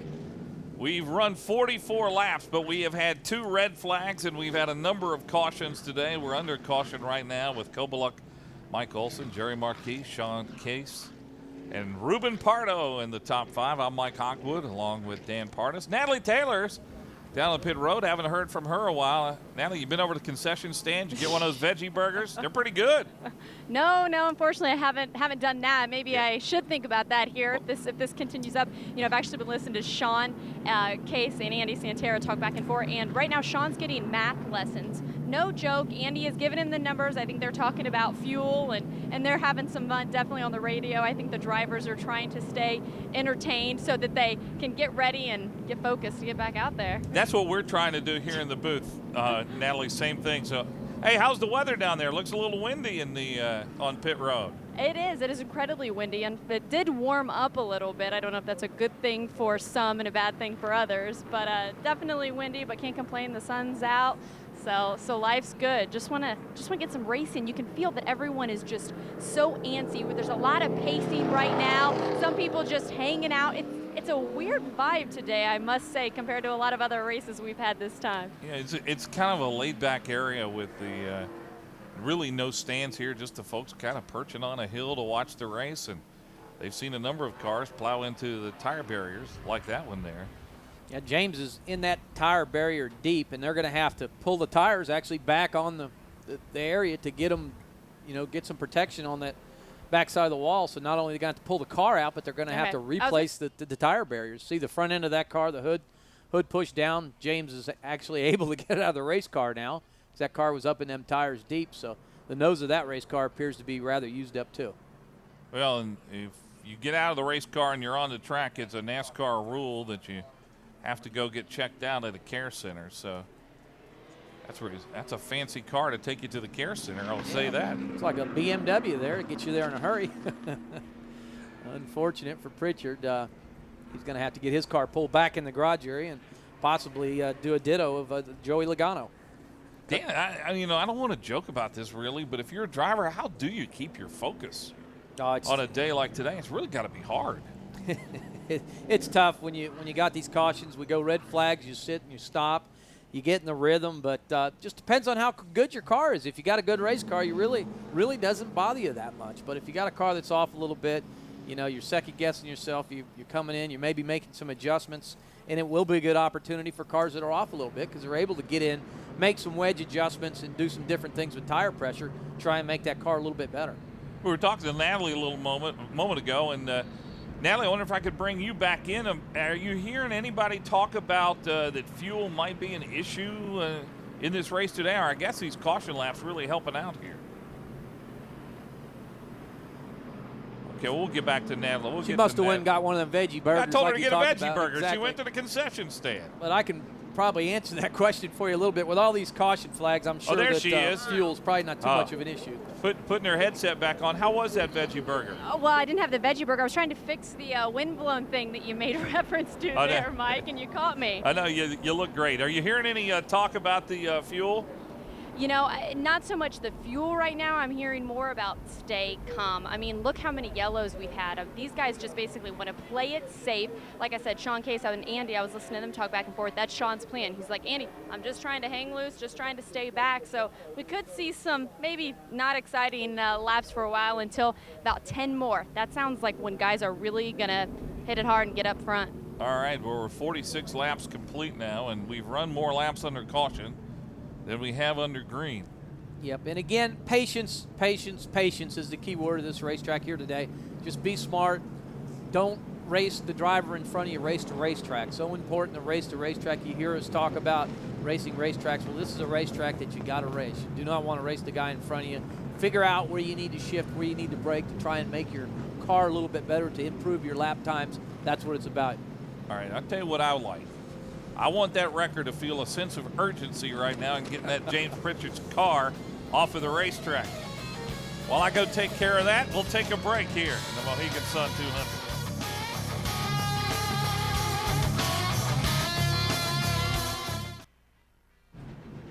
200. Under caution again today. Cars are slowing down a little bit. Matt Kobaluk's the leader. He's led the most laps here. He has, you know. And, All those guys confirmed, but it was real early. Talking with his crew Yeah, chief. 10-4, he did it early. 44 lap number 16. Yep. Unfortunate as a driver, we talked about, to keep that rhythm going. It's kind of hard sometimes. And give Matt a holler and just see what he has to say about it. Matt, Dan Partisan, HDNet booth. You copy? Yeah, I got you, Dan. How about it, buddy? You've had a few hot dog breaks, a few pit stops. You probably haven't even broke a sweat there today. Yeah, I'm actually sweating more under caution than I am during the race. My guys are making me turn my fan off to keep my head cool. So it's been a pretty easy ride so far, but everybody's conserving until we get to the end here.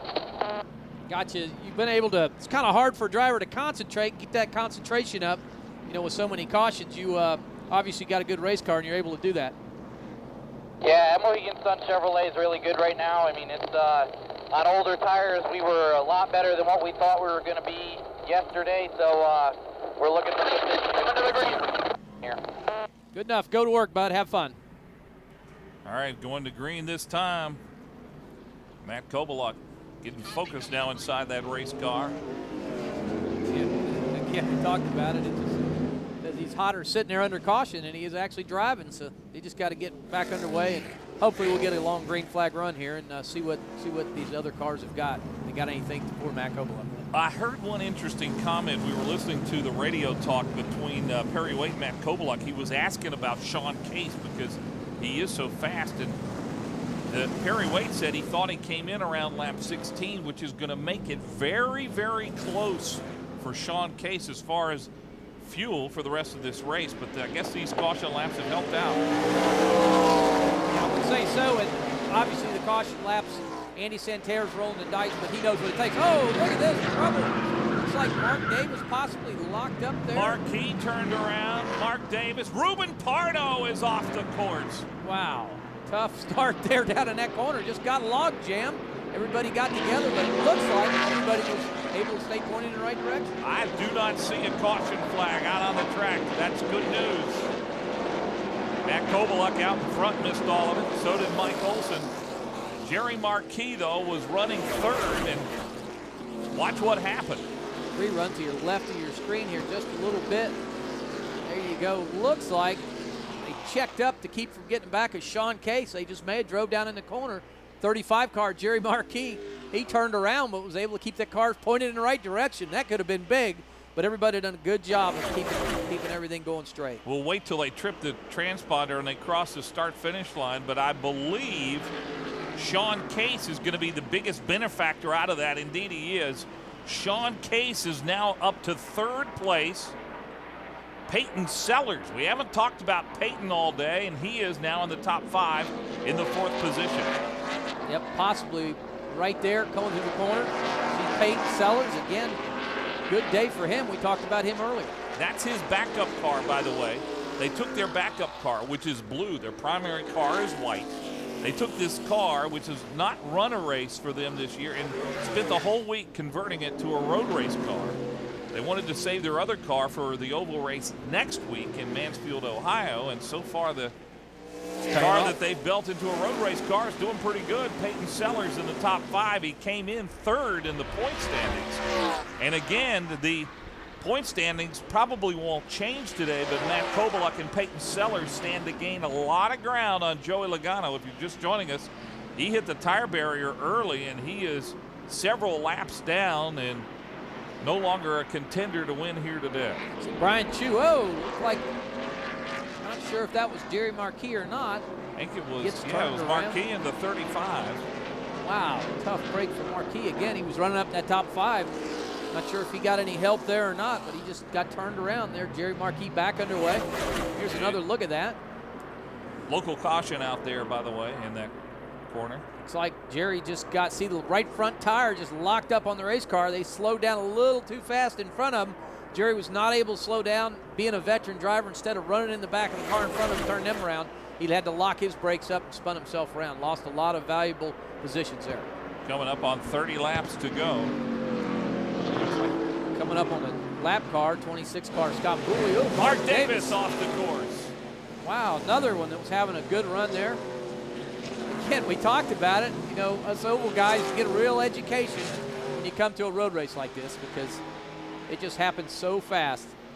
Local caution out down in that corner, but not sure if Mark's going to be able to get out of there. He may be stuck. Well, he has a good view from that corner. Let's see what happened. He just lost it. Yep, just gets turned. Don't believe he got any help, but may have been just loose. You run these cars way out on the rumble strips, just get as much space on this racetrack as you can, and may have just been loose and not able to hold on the tail of that race car. Do not see a full course caution yellow at this time, but Mark appears that he might be stuck in the grass down there. Might have to sit there. Now there's a full course caution out. Just came out. This car's going to try and catch you. He's just coming off pit road now. There's Mark Davis. Fortunate for him. So now both of the Gibbs drivers, Davis and Logano, have had trouble here today. Top 5 when that caution came out: Matt Kobaluk, Mike Olson, Sean Case, Brian Chu, and Chase Austin. Mark Davis just got a car behind him. Not sure who that is, but appears that he just got loose off the corner there and turned himself around. I think that car behind him was Jesus Hernandez, that blue car. Almost kept it on the course right here, but then just slid on that downhill. There's just nothing you can do once you get in that grass. Looks like a pretty area down there in the shade. Mark Davis off the course. Caution out again in the Mohegan Sun 200.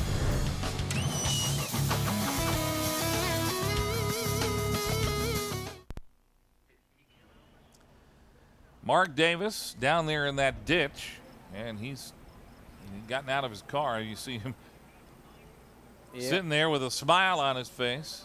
Not happy. He says, man, I can't get the four-wheel drive to work. Can't get out of this ditch. Safety workers help him out. Did not appear to hit anything, hard. Just not sure if, like I say, the car appeared to be stuck in the grass there. Well, he was walking kind of gingerly to get into the safety vehicle, which they'll take him to get checked out. Didn't seem like he hit anything very hard, Dan. Nope, didn't look like he got the guardrail at all. Here he exits off the corner. The third car in your picture there. Second car, I'm sorry, just gets turned around and just kind of slides down in the grass right here. He did clip the guardrail a little bit further back there, but didn't look like it was big impact. It stopped down there in the grass. Unfortunate. And these cars, once you get stuck in the grass, they've got to go full course yellow to get these cars pulled out of there. So it's just a safety issue. Does take a little bit longer than your normal oval track, but just really no other way to get it cleaned off. So the driver's been taken off to the safety center, and that truck will be pulling them out of the way. This has got to help Sean Case, who's running third, and he was the first among the leaders to come on pit road. And so fuel we don't think will be an issue, but it is going to be closer than it would with any of the other drivers. Yeah, it would have, but again, these cautions are really helping these guys for sure. So that's a big deal, definitely. Get these caution laps, it'll surely help with fuel mileage.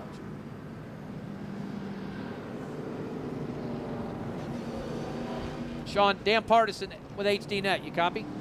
Oh, buddy, how you doing? Pretty good. Looks like you got you a really good race car there, moving up towards the front. You'd start from the back. How's your fuel situation looking? You good to go to the end of the day? I think the pretty early pit strategy is paying off with all these cautions. That's kind of what we were banking on. The Casella Oasis is number 44. Chevrolet is running awesome. Team did a great job getting me in a car that I could run top 5. I don't know if we got a car to win, but we sure got a great car to finish top 5, which is my goal getting through this race. Looked like it was a good move to change that transmission there earlier today and start from the back. Looks like you got a good race car under you. I'd just like to thank all my guys, all the fans out there watching. Keep cheering me on. Casella Oasis number 44. Just keep running up front. Have a good show for everybody. All right, good luck to you, Sean. Well, that's a confident driver, Sean Case. Well, we have had a number of drivers go off course today, and we've had a number of cautions. Let's take a look now at some of the things that have happened here today and the crashes so far in this race. Jeffrey Earnhardt saved one right there. but not the 88 of Lawrence Maloney going off course. Joey Logano, boy, Brian Shue came close to hitting him, ripped the bumper off of that car. James Pritchard Jr. into the tire barrier, brought out a caution flag. Jerry Marquis turned around, but Marquis saved the car. He's able to keep on going. Another shot at Jerry Marquis, gets stocked up there on the restart. A lot of guys out in the dirt tracking, but everybody's able to keep in the right direction. Coming up through the Big Bend, onto the S's.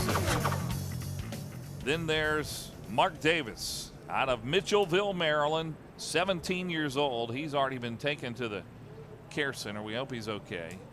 Looked like he was all right. Walked under his own power to get in the car, and his car will be now hauled and towed back to the garage. Second car in your picture there. Just not sure if he got any help or just got a little loose off corner exit there. It's like he slams left rear corner. A little bit of contact with the retaining wall, but then he slides down in the grass and gets stuck. Staying. 56 laps are complete in the Mohegan Sun 200. We are on to lap 82.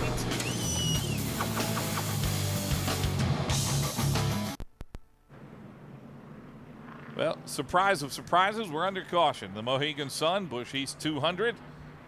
There you see the top 5. Running 6th, name you don't see on there is Chase Austin, who's having a great run here today. Chase, 17 years old, out of Eudora, Kansas. He has not had a great season, but he's coming off his best finish, a 7th at Adirondack. More on Chase. Let's go down to Natalie.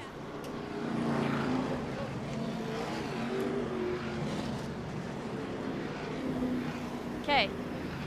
Hello, Natalie. Oh, sorry about that, guys. That's all right. Hey, you know, it's funny. I got the chance. You know what it's like. You always get to talk to guys and find out different personalities and different stories. And I've got something about Chase Austin. So I got to talking to him, and he started talking about his inspiration was his mother. He says how his mother, Mary Ann Austin, can't make it to any races. So for thanking her for all that she's done to promote his racing career, him and his sister got together, bought her an HD TV, bought her an HD box, and got HDNet. As Ray thought is the only way that they can see their son race. So there's a little thank you to Chase Austin's mom. Guys, back to you for green. All right. He's having a good day today, running 6 as we're back on green. How about that? Oh, my, you can't do that here. Wow. Sean Case, what a move. 99 is there. Still there. 83, you're clear. Don't sweat it. We got to hit our marks, and we got to get them back. Wow, Matt Kovaluk said, where did these guys come from? Sean Case looked like he was fired out of a cannon. What a restart for Sean Case. Are you kidding me? That was huge. I tell you, his car. He's about 3 back, Sean, 3 back. Here Andy Santerre talking 3 back. He has got a race car under him. He had to start from the back, change the transmission on that car, work his way through the field. Patience has paid off here today at Lime Rock. And that might come to be the move of the race today, the restart. See Matt Kovaluk down to the left of your screen on the bottom saying, wait a minute, what's going on here? I've led this race all day, and now they've taken it away from him. I think Matt Kovaluk could be a little upset, but he knows there's still a lot of laps left. Does again, being conservative today, Matt taking care of his equipment. Sean Case leading for the first time this afternoon. Case driving one of Andy's cars from the past. He's got 3 races on it. It's a Billy Hess car that they built, brand new race car. This is the 3rd race on it. Sean raced it last year and finished 5th here. Andy finished 4th the first year Andy drove. Likes this race car, says it turns right and left extremely well, stops good. Sean finished 5th in this race a year ago. Now Mike Olson trying to get up alongside of him. Olson looking to the inside. And Mike Olson takes the lead for the first time today. Mike, another savvy veteran, been hanging around, taking care of his equipment. The top 5 here all day, and again, he's able to really capitalize on it with 23 laps to go. Took a few few laps around the pace car with Mike. He knows his way around this racetrack. Knows where to be, when not to be in certain places, and that's important, especially when you get too wide. He's the grandson of the legend Stud Fadden around here. Stud Fadden, a very successful driver in decades gone by in the old Busch North Series. See, Matt Kobluk saying, I don't know, I don't like this. Starting to lose sight of Mike Olson a little bit. Whoa, see Sean Case get a little loose on the outside. Go get him. Kobluk spotter saying, go get him. You're all clear. +2. Hit your marks. When they're talking about hit your marks, with these drivers, 20 to go this time by, 2-0. Here's 20 to go. When they're talking about hitting your marks, Dan, tell us exactly what that means, what they talk about on the racetrack. Hitting your marks is so important, especially on corner entry. In the long straightaway down the front stretch, there's actually numbers on the outside of the racetrack that say 6, 5, 4, 3, 2, 1. Well, some drivers will break it to 6 marks, some will break it to 5, some will break it to 4. Important to hit your braking points right, and also when you turn down in the corner, you see they hang that tire right on the line, right as they enter the corner. It's so important to hit the same mark every time. It's the apex of the corner. Very, very important to get through that corner just as fast as you possibly can. Here's the marker point. You see the white, whoa. Mike Johnson almost got into, and Chase Austin, we just talked about, is off course. Mike Johnson almost got into Peyton Sellers there a moment ago. Looked like Austin may have overdrove the corner and just locked up the tires. Again, we just talked about the braking points. If you pass a braking point by some 10 to 20 feet, you will overshoot the corner and you'll end up in the grass. It's so important in a track like this just to stay on course. Talking to Kovaluk Olson, they said, man, the biggest thing at this racetrack is if you can stay on course, Mike, you can finish in the top 10. Very important to stay on course. Under 20 laps to go now in this race. 82 will complete the Mohegan Sun 200. And right now, the Mohegan Sun car, Matt Kovaluk, trying to chase down the Little Trees car of Mike Olson. See Sean Case again flexed his muscle there a few laps ago. Not sure if he may have overdriven the race car, heated the brakes up a little bit, or he's just kind of hanging back a little bit saying, hey, I got what it takes. Let me save it for about 5 to go, because then you can really get up on the steering wheel. Good news. We just received that Mark Davis checked out. He's fine, released from the care center. Wild ride for Mark. Apparently just got stuck down in the grass, a little damage to the left side of the car, was not able to get back in the way. The two-time series champion and the defending series champion, Mike Olson, leading here. These two guys are veterans. Again, now it's time to check out if they got anything. We're still with 19 laps to go, so still need to save a little bit. I'll tell you what, that bonsai restart by Sean Case may have taken a little bit out of that car, but that was one exciting move, and I don't think Matt Kovaluk knew it was coming. No, not at all. They got a little bunched up there on that start, and it just really gathered things up. Really piled, log jammed a lot of guys up into that corner. It got real exciting for about 6 or 8 up there. Let's take a look at this again and watch Case dive down to the inside. Mike Case Olson goes there too, extreme. and up top, Matt Kovaluk says, what the heck is going on? 3 wide, Olson lifts out of the throttle, says this is not going to work. Gets too wide, not the place to be, very thin part of the corner there. You cannot run 2 to 3 wide through that corner. So it just really shuffled him back, but he did the right thing. I want to talk about 2 guys that are having great races today. Brian Chu and Peyton Sellers, both running in the top 5. Chu out of Manitowoc, New York. It's a family-owned team, sponsored by his dad's car dealership. And the same with Peyton Sellers, although Peyton's off the pace. He has just dropped out of the top 10. Had been running so well. Kovaluk there, second position. Again, him and Olson are running about the same exact times. 55.00 for Matt Kovaluk, 55.96 it looks like for Olson. So these cars are within 100th of a second each lap. So I mean, these cars are almost identical. So it's going to take some lap traffic or somebody to make a little bit of mistake to have a problem. As you see, 17 laps to go now. See first, second place, Kobaluk. Here comes third place into your picture, Sean Case. Fourth place, Brian Chu, like you had said. Come back, there he is there. Just coming into our picture. Lost the bumper cover of that car earlier. And you know, for Mike Olson, you see Ruben Pardo coming up there. This has got to be sweet after all the problems he's had. Remember Nashville? Adirondack, some trouble. Ruben Pardo trying to get by Mike Johnson. That would be for fourth place. Battle for fourth right there. Tough battle again. Mike Johnson, he's been kind of bouncing back and forth. He got tied up there a little bit earlier in that big log jam, was able to hold on to the race car. Did a good job of that. It is not easy to pass here at Lime Rock, but here's the place you do it. Going under the bridge, down the hill, getting a good run going in that long straightaway. Let's see if Ruben Pardo is able to make a move. Got to get it running. Got to back up on the gas before the driver in front of you does, so you can carry down that front straightaway. See Pardo looking to the inside, trying to outbrake Johnson. Not quite able to do it. Gotta be a little careful there. Yeah, Pardo having an extremely fast car earlier. May have used up some of the tires on that race car. Talked about it. He was battling with Matt Kobaluk earlier, wanting the lead lap.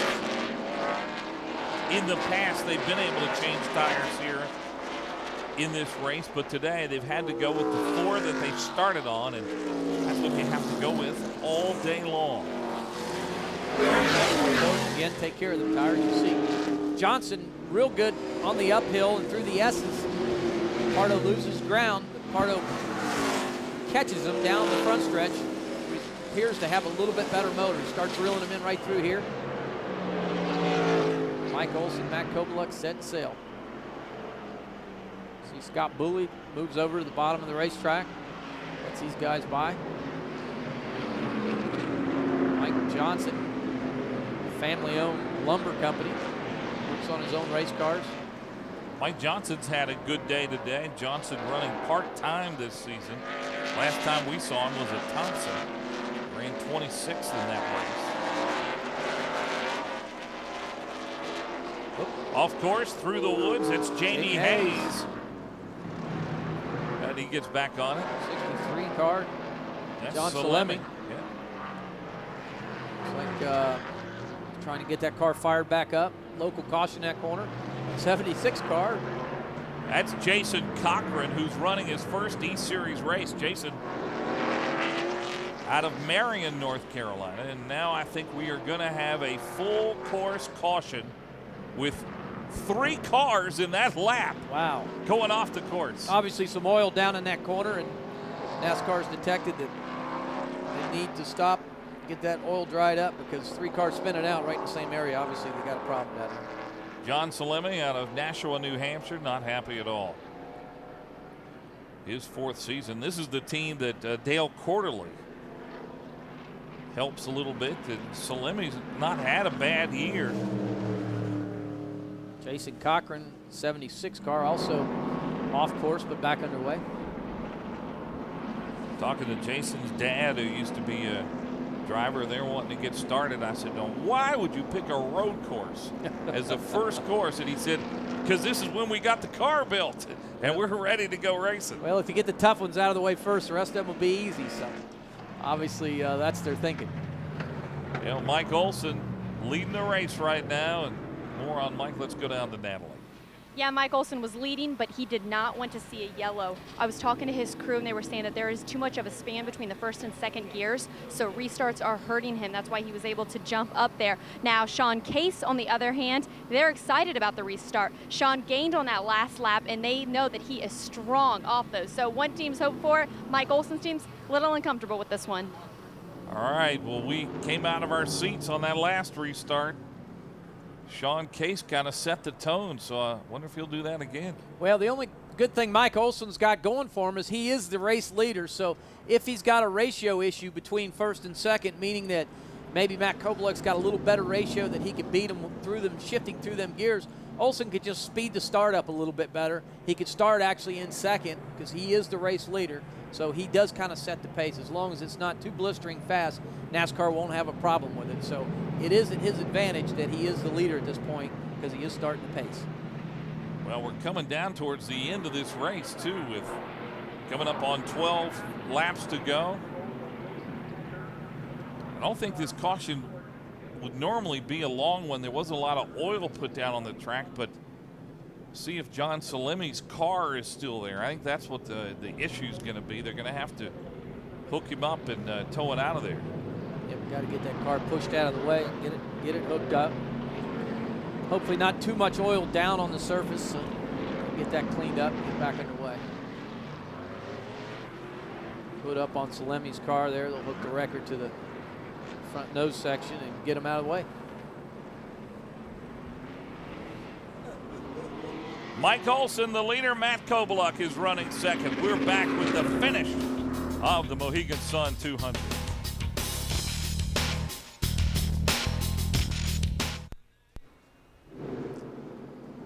The Mohegan Sun Busch East 200 is winding down. Strategy starting to play out. And here are the guys who are the contenders: Olson, Kobeluk, Case, Mike Johnson, and Ruben Pardo. And among that group, the surprise would be Mike Johnson.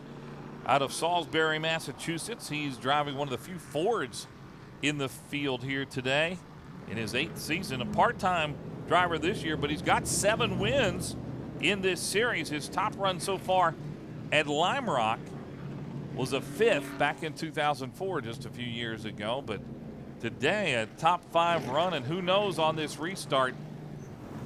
You know, at this point in the race, restarts, I think, are going to be the key. And you're going to see Sean Case hang it out, and we'll see if Mike Olson, if that ratio really is going to hurt him on the restart. Well, you got Sean Case back there, and you got Ruben Pardo. I mean, you got 2 hungry young drivers. And at the end of that straightaway, turning to turn 1, we're seeing 145-mile-an-hour plus corner entry. So it's a gutsy move to drive down in there 3 or 4 wide. So these youngsters are going to be the ones that do it if you see it. So they've got to use their head, though. They've got to try and be a little bit patient, but do it without, trying to take anybody else out. I mean, it could be big on here on the restart. Trying to keep those tires warm. Scrub them off a little bit, get them clean. And hopefully, maybe this lap by we'll be able to go green. Yep, it's important to get all that speedy dry off the track and also off your tires, because it gets embedded in them tires, and these drivers have got to get that speedy dry worked off. You see they're working that speedy dry section in the corner now where there was a lot of oil down there in the corner, and just important to really work them tires hard and run through that speedy dry. See they're running them right through it just to get that speedy dry worked up, pushed out of the way. Under 10 laps to go now, and gives us a chance to remind you that next week we will not only have this series, we'll also have the modified series. 3:30 Eastern time from Mansfield Motorsports Park. Whelen Modified Series, and if you've never seen a modified race, boy, I tell you what, they can flat out put on a show, and it'll be a doubleheader with those guys and the Busch Grand National East Series. What's cool about the modified races too is a lot of times you'll get a handful of them drivers that will race in the modified race and also jump into the Grand National car because they're racing at the same track. And Jerry Marquis is going to be one of those. Yes. He'll be a favorite in both of those races. Mike Stefanik, he's another one that drives the modifieds. And, there's 2 or 3 other ones that will jump from the modifieds to the Grand National cars, so it does help for the fields. We were just talking about Mike Johnson, who is really the surprise of the top 5 as we wind down this race. More on Mike. Let's go down to Natalie. Yeah, it's a surprise for us, but his crew, calm and cool. They're definitely excited about where he's running. They said he's good on fuel. He's feeling good. Just it's all about this restart, especially those S-turns. That's where he's planning on picking up a few more spots. So who knows, maybe the S-turns will go in his favor. All right, Natalie, we'll take a watch for that on those S-turns. I think we all 3 agree now that the restart here may be the telling story of this race. I just wish they'd hurry up and do it.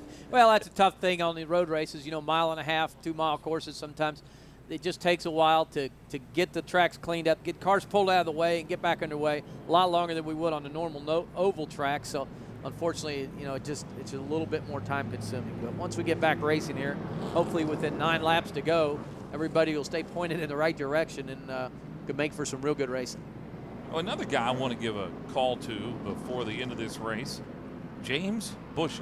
Every race he shows up at, he runs strong, and despite a spin today, he's running 7th right now. Well, hats off to James again. He's been back and forth, bouncing back through the field, but 17 years old, James Busher. Ted Marsh sees something in this young man, and obviously he's got what it takes to keep it up front and possibly take it to the next level.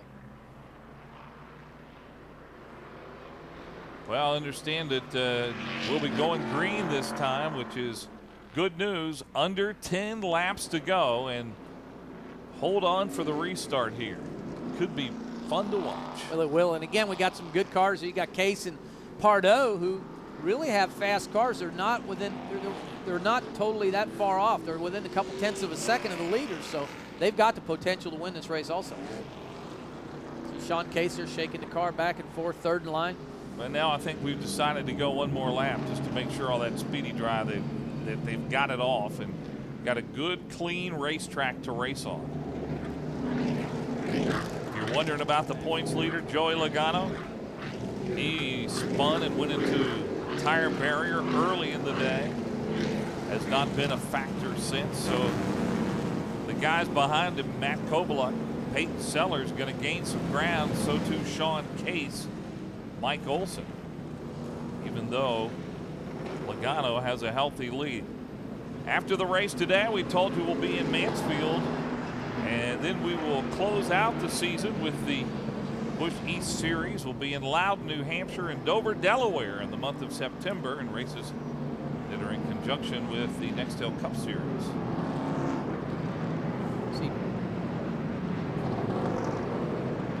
Ruben Pardo is running 5th right now. Brian Chu there is the car of Jesus Hernandez. He's 10th. Not a bad day for Jesus. Right ahead of him is Anton in the 9th position. Jeffrey Earnhardt running 8th. So Jesus, haven't talked a lot about him today, but the youngster out of Fresno, California in the Ted Ginn Drive for Diversity programs had a good day today.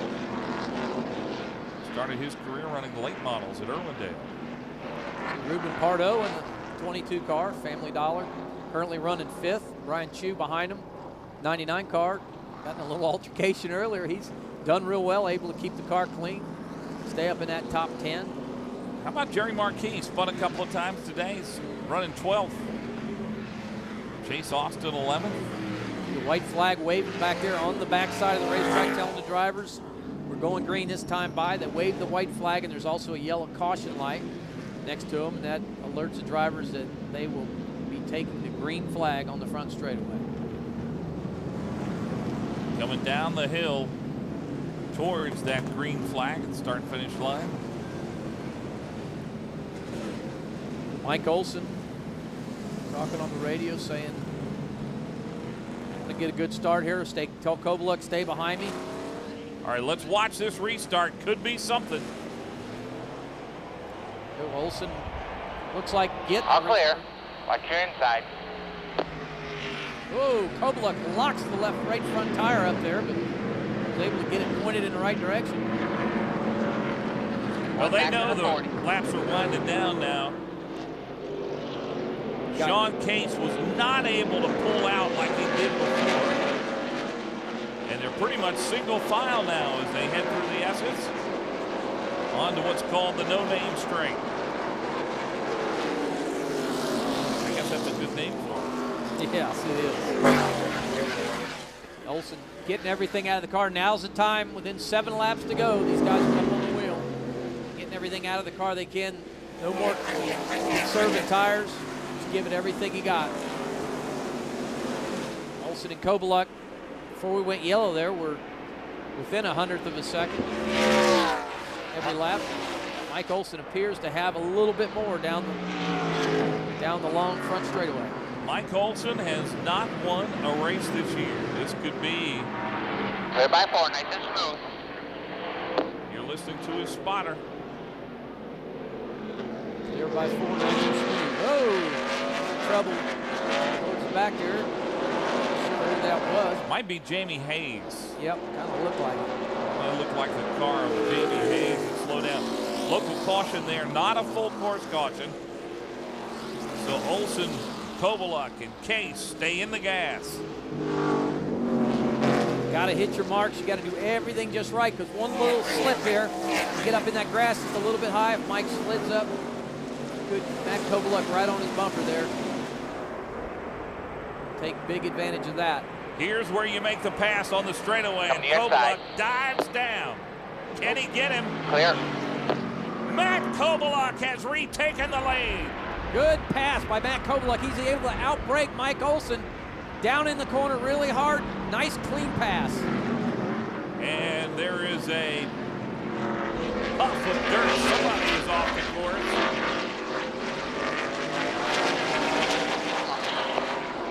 It's a local caution. Brian Chu has gone off the course. He was running in the top 10 in the 6th position.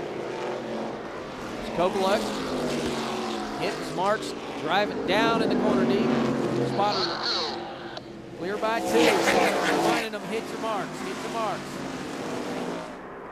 We have said all day that that front straightaway is where you get the speed, and then going into that first corner, you're able to make a pass, and that's just what Matt Kovaluk was able to do on Mike Olson. Set the guy up as you enter the corner and just outbrake him as you drive down in the corner, but you got to keep both of them front wheels straight.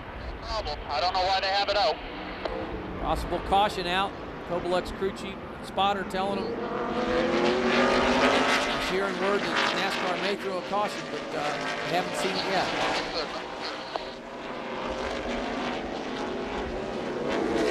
Well, I don't see a caution flag, so hopefully there won't be. It may have just been a local caution that the spotter was referring to. I think that's what it may have been. He's saying got a local caution in that corner. Under 5 laps to go now.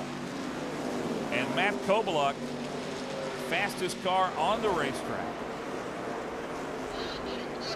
3 to go. 3. You're hearing a spotter who's not only a spotter but a coach as well, trying to coach him home. Yep, so important. Keep you calm down as a driver. Kovaluk seems to be extending his lead now over Olson. Yep, he appears to be just under a 1/10 of a second faster than Mike Olson. So that last lap, he was a little bit faster. See Sean Case right in the background there in 3rd. About 3/10 of a second slower than these 2 cars in front of him. So not sure he's got what it takes to hang with these guys. Again. Matt Kovaluk for 2 straight years on the pole here. Finished 2nd here last year. Won the race at this track in 2005. 1-4, 2 to go. This would make him a 2-time winner at Lime Rock if he can bring it home. Very happy with his car yesterday in practice. I think the other note that we'll make is that he's also going to retain his lead in the HDNet Performance Award as the overall laps leader. He has led a lot of laps here today. Made a big gain here today in that for sure. And again, he says, can't say that I'm not watching it. I am watching it because it is a big deal. That HD Performance Award, big bonus for these teams. It's an outstanding award to have as a driver at the end of the year. Top 5 all in single file. Matt Kovaluk, Mike Olson, Sean Case, Mike Johnson, and Ruben Pardo. James Buscher, by the way, has made his way up to 6th. Jeff Anton running 7th. Jesus Hernandez 8th. Jerry Marquez back up to 9th. And Jeffrey Earnhardt in the top 10. Here we go, final lap. Can Kovaluk hold on to it? Cross 3. 3-car length lead through Big Bend, now up through the S's. I think he's got what it takes. It'd be hard for Mike Olson at this point. Scott Bully gets turned around off course. Appears to be out of the way. And that's just going to be a local caution. That's Jamie Hayes. Sliding around. Matt Kovaluk trying to bring it home for his 2nd career win in Lime Rock. 1-2. You're listening to a spotter. Oh, Kobeluk did get a little bit loose there. Oh, That Matt Kobeluk Kobeluk went off course. Mike Olson.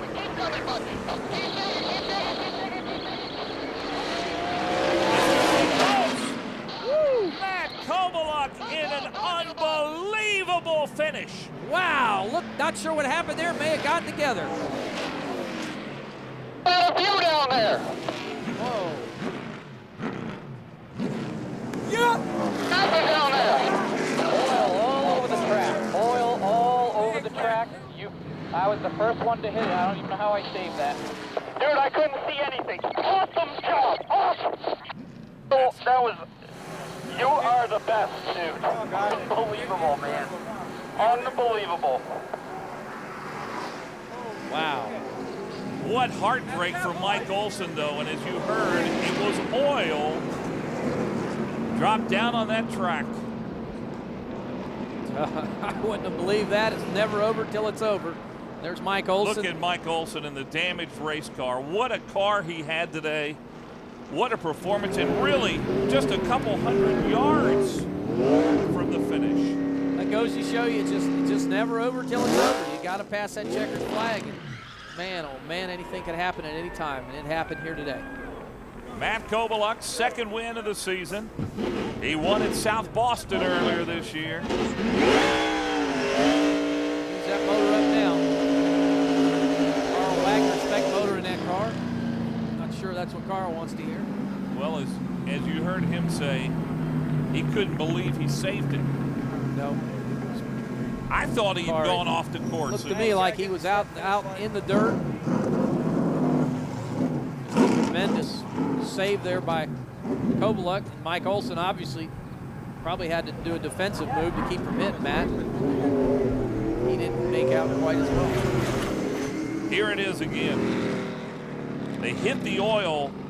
Right there, both of them slide right off the racetrack in the grass. Man.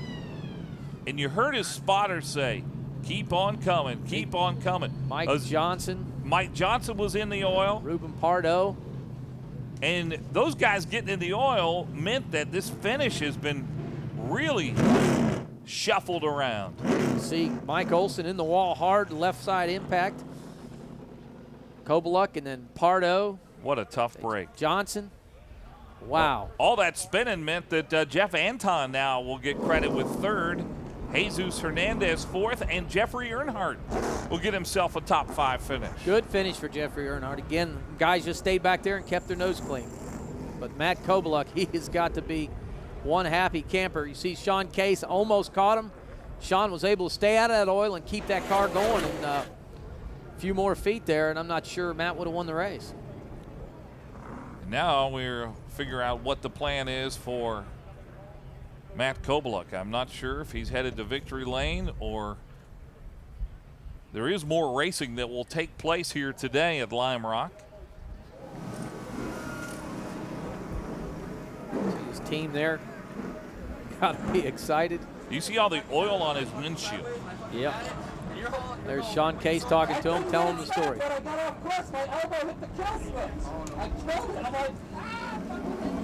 He's talking about his elbow hitting the kill switch. That's what it appeared like. The motor did shut off because it took him a few minutes to get going there, a few seconds there to get that motor back up to speed. Yeah, that was, you know, and you got to feel good about Matt after what happened to him at Adirondack, too, and getting black flagged after having the fastest car there. Yep, on that last lap. Green-white checker. Led there all night. Unfortunately, did not take it home. Oh, we see Natalie Taylor over there motioning for Matt to get out of the car, so hopefully he will. If Natalie has any pull, he will. Matt's a pretty big boy, so yeah. Hard to jerk him out of the car. Well, I think he's getting ready to get out, and when he does, we'll go down to Natalie Taylor. Certainly been an excited crew down there, and again, not really a victory lane because there is more racing to be run here today at Lime Rock Park. Big smile on his face, and here he comes. Let's head down to the celebration. Natalie Taylor is down. Celebration indeed.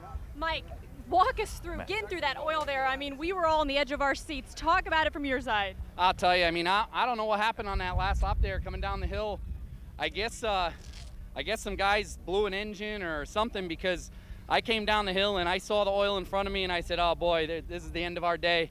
And I hit the oil and I went off course and I was sideways and I'm trying to correct it, and then I hit the kill switch with my elbow and killed the engine. And then I'm floundering on the front stretch. I can't get the thing running. They're telling me go, go, go, and I can't get it running. And then I hit the kill switch and it fired. I'll tell you, unbelievable finish to that race. I mean, I hate it from Mike. Mike had a solid second place car there, and to hit oil like that on coming to the checkered flag, you know, that really is that's a sucky ending to a day, no matter how you look at it. And it almost killed our day too. I don't know how I made it through that, but I guess it was our day. Mohegan Sun 200 with the Mohegan Sun car. Exactly what I was going to ask you, how great it was to win in your sponsored race. But talk about your experience. How much did your experience help, especially in those few laps? I mean, you had to hit your marks. Yeah, when I was behind Mike, I was struggling a little bit because I'm a better leader than I am a follower, and I'm trying to catch him, and I'm overdriving the corners. I'm not hitting any of my marks. I'm not hitting my braking points. I'm missing my downshift points. I was all screwed up. So the best thing for me was to be out in front. And then I knew I could outbrake Mike coming into turn one, because I just always do that. I mean, I brake a lot deeper than most guys do, and I have a different driving style than Mike. I'm a left foot braker. He's a toe heel, right foot braker. So it worked out good for us today, and I'll tell you, what a day. You know, and obviously coming off the Adirondack race, I mean, you were hungry, to say the least. Yeah, I mean, unfortunate things happened on Adirondack. We had the winning car there, and this one was decided on the racetrack, and that's the way our races are supposed to be decided, is on the racetrack. So good day for our team. I got to thank Perry and the guys. They always put together a fantastic car for me, and this thing was the best the best that it was from the start to the finish. It never really changed. You know, as the tires wore off, we got a little slower, but when I was out there trying to catch Mike, I didn't bother trying to push it too hard, because I didn't want to burn up the tires trying to catch him. So when I did get there, I'd have something left. And I'll tell you, what a great day for our team in Mohegan Sun. Well, Dan, Mike, this guy said that this was going to be his race, and he did just that, walking away with the checkered flag. Back to you. It was an impressive performance, and it was really impressive after he hit that oil, hit the kill switch, tried to get it refired.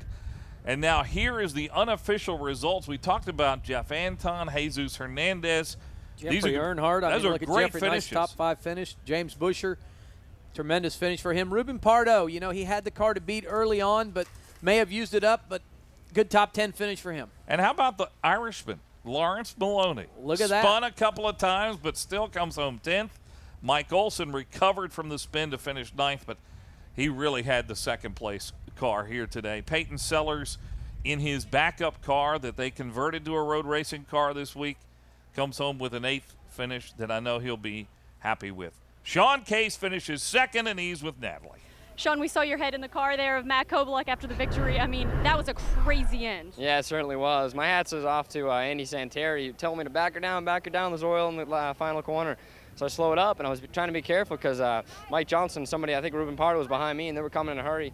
And so I backed down a little bit and got sideways to the whole corner. I saw Olson go flying into the fence, and then Kobaluk's way out in the grass, and I'm full pedal to the metal. And I tell you what, the start-finish line was another 100 feet further. We would have had a shot at that win. Well, restarts are your thing. I mean, you were definitely able to jump up a lot of spots on that. That's what was able to get you here in 2nd? Yeah, it certainly was. We had trouble in qualifying. We had to start dead last. We had to change transmissions and stuff. So to be able to come from dead last, there's no scratch in the car right now. Actually, there's a scratch one right there. But, you know, just to come back like that just shows how strong our team is. We've had 2 seconds in a row. We went 4 straight weeks in a row of having some bad luck. So I think we're turning it back around. It was a good points day for us. And, you know, my goal coming in here was top 5 of the Casella Waste System Chevrolet, and, you know, we came out here with 2nd place finish. Okay, and my last question, talking with you earlier, Andy, your crew chief, like you said, has had a lot of experience here, has had 2 wins here, 2 seconds. To be able to come in here, you said that it was all a driver's race, and he tells you just to stay calm. That relationship sure helped you. Yeah, it certainly is. I mean, the beginning of the race, you're way back and you're a lot faster than the cars around you. And the tough place about Lime Rock is real narrow and it's hard to pass. So you get frustrated pretty quick if you're not having a cool head. So Andy was coaching me the whole race, and that's why I thank him tremendously, him and my team, for coaching me through this race, and to get a top 3 podium finish is pretty sweet for us. Well, before the race, this guy said he just wanted the points, and he's definitely taken a lot away from today. Indeed he has, and you know, Matt Kobaluk's going to gain a lot in the points too, with Joey Logano, the points leader, having trouble early in the race.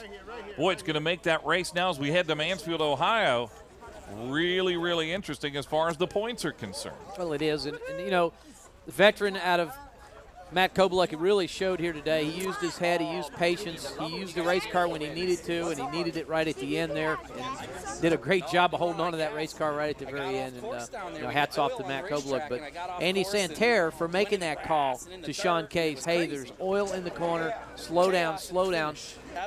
Could have put him in victory lane. I mean, he was within 50 to 100 feet of victory lane. So also my hats off to Andy Santerre for slowing his driver down that last lap and telling him that there's oil in the straightaway. He was able to recognize it. 12th career win. There's Andy Santerre. Hear him tell him I was yelling at my driver. Watch that oil. Screaming at him, telling him. But, you know, that's a sign of a veteran. He's seen it. Must have been a car that come through there and oiled that track down there earlier, just right before them cars came through, and he was smart enough to get on the radio. And that's a gutsy move to tell your driver to slow down through that corner. Well, it was a great finish here today at Lime Rock. Always an exciting race. You've been watching NASCAR Grand National Division Racing. Hope you'll join us August 25th next Saturday in Mansfield, Ohio for an afternoon of racing starting with the Wheel and Modified at 3:30 in the afternoon, followed by the Grand National Division at 5 o'clock Eastern. The director of this afternoon's race, Hank Lena. Glad to have him back in the saddle. Producer is David Butler. Engineering, Dan Neighbors and Daniel Neighbors. Production manager is Mike Hurd. The executive producer of HDNet Sports is Daryl Ewald. And a very special thanks to all our crew members today for providing us with great high-definition pictures from all around this track here at Lime Rock Park. Once again, the winner from Lime Rock is Matt Koboluk. For my broadcast partners, Dan Pardis and Natalie Taylor, I'm Mike Hawkwood. Thanks for joining us. Good afternoon, everybody.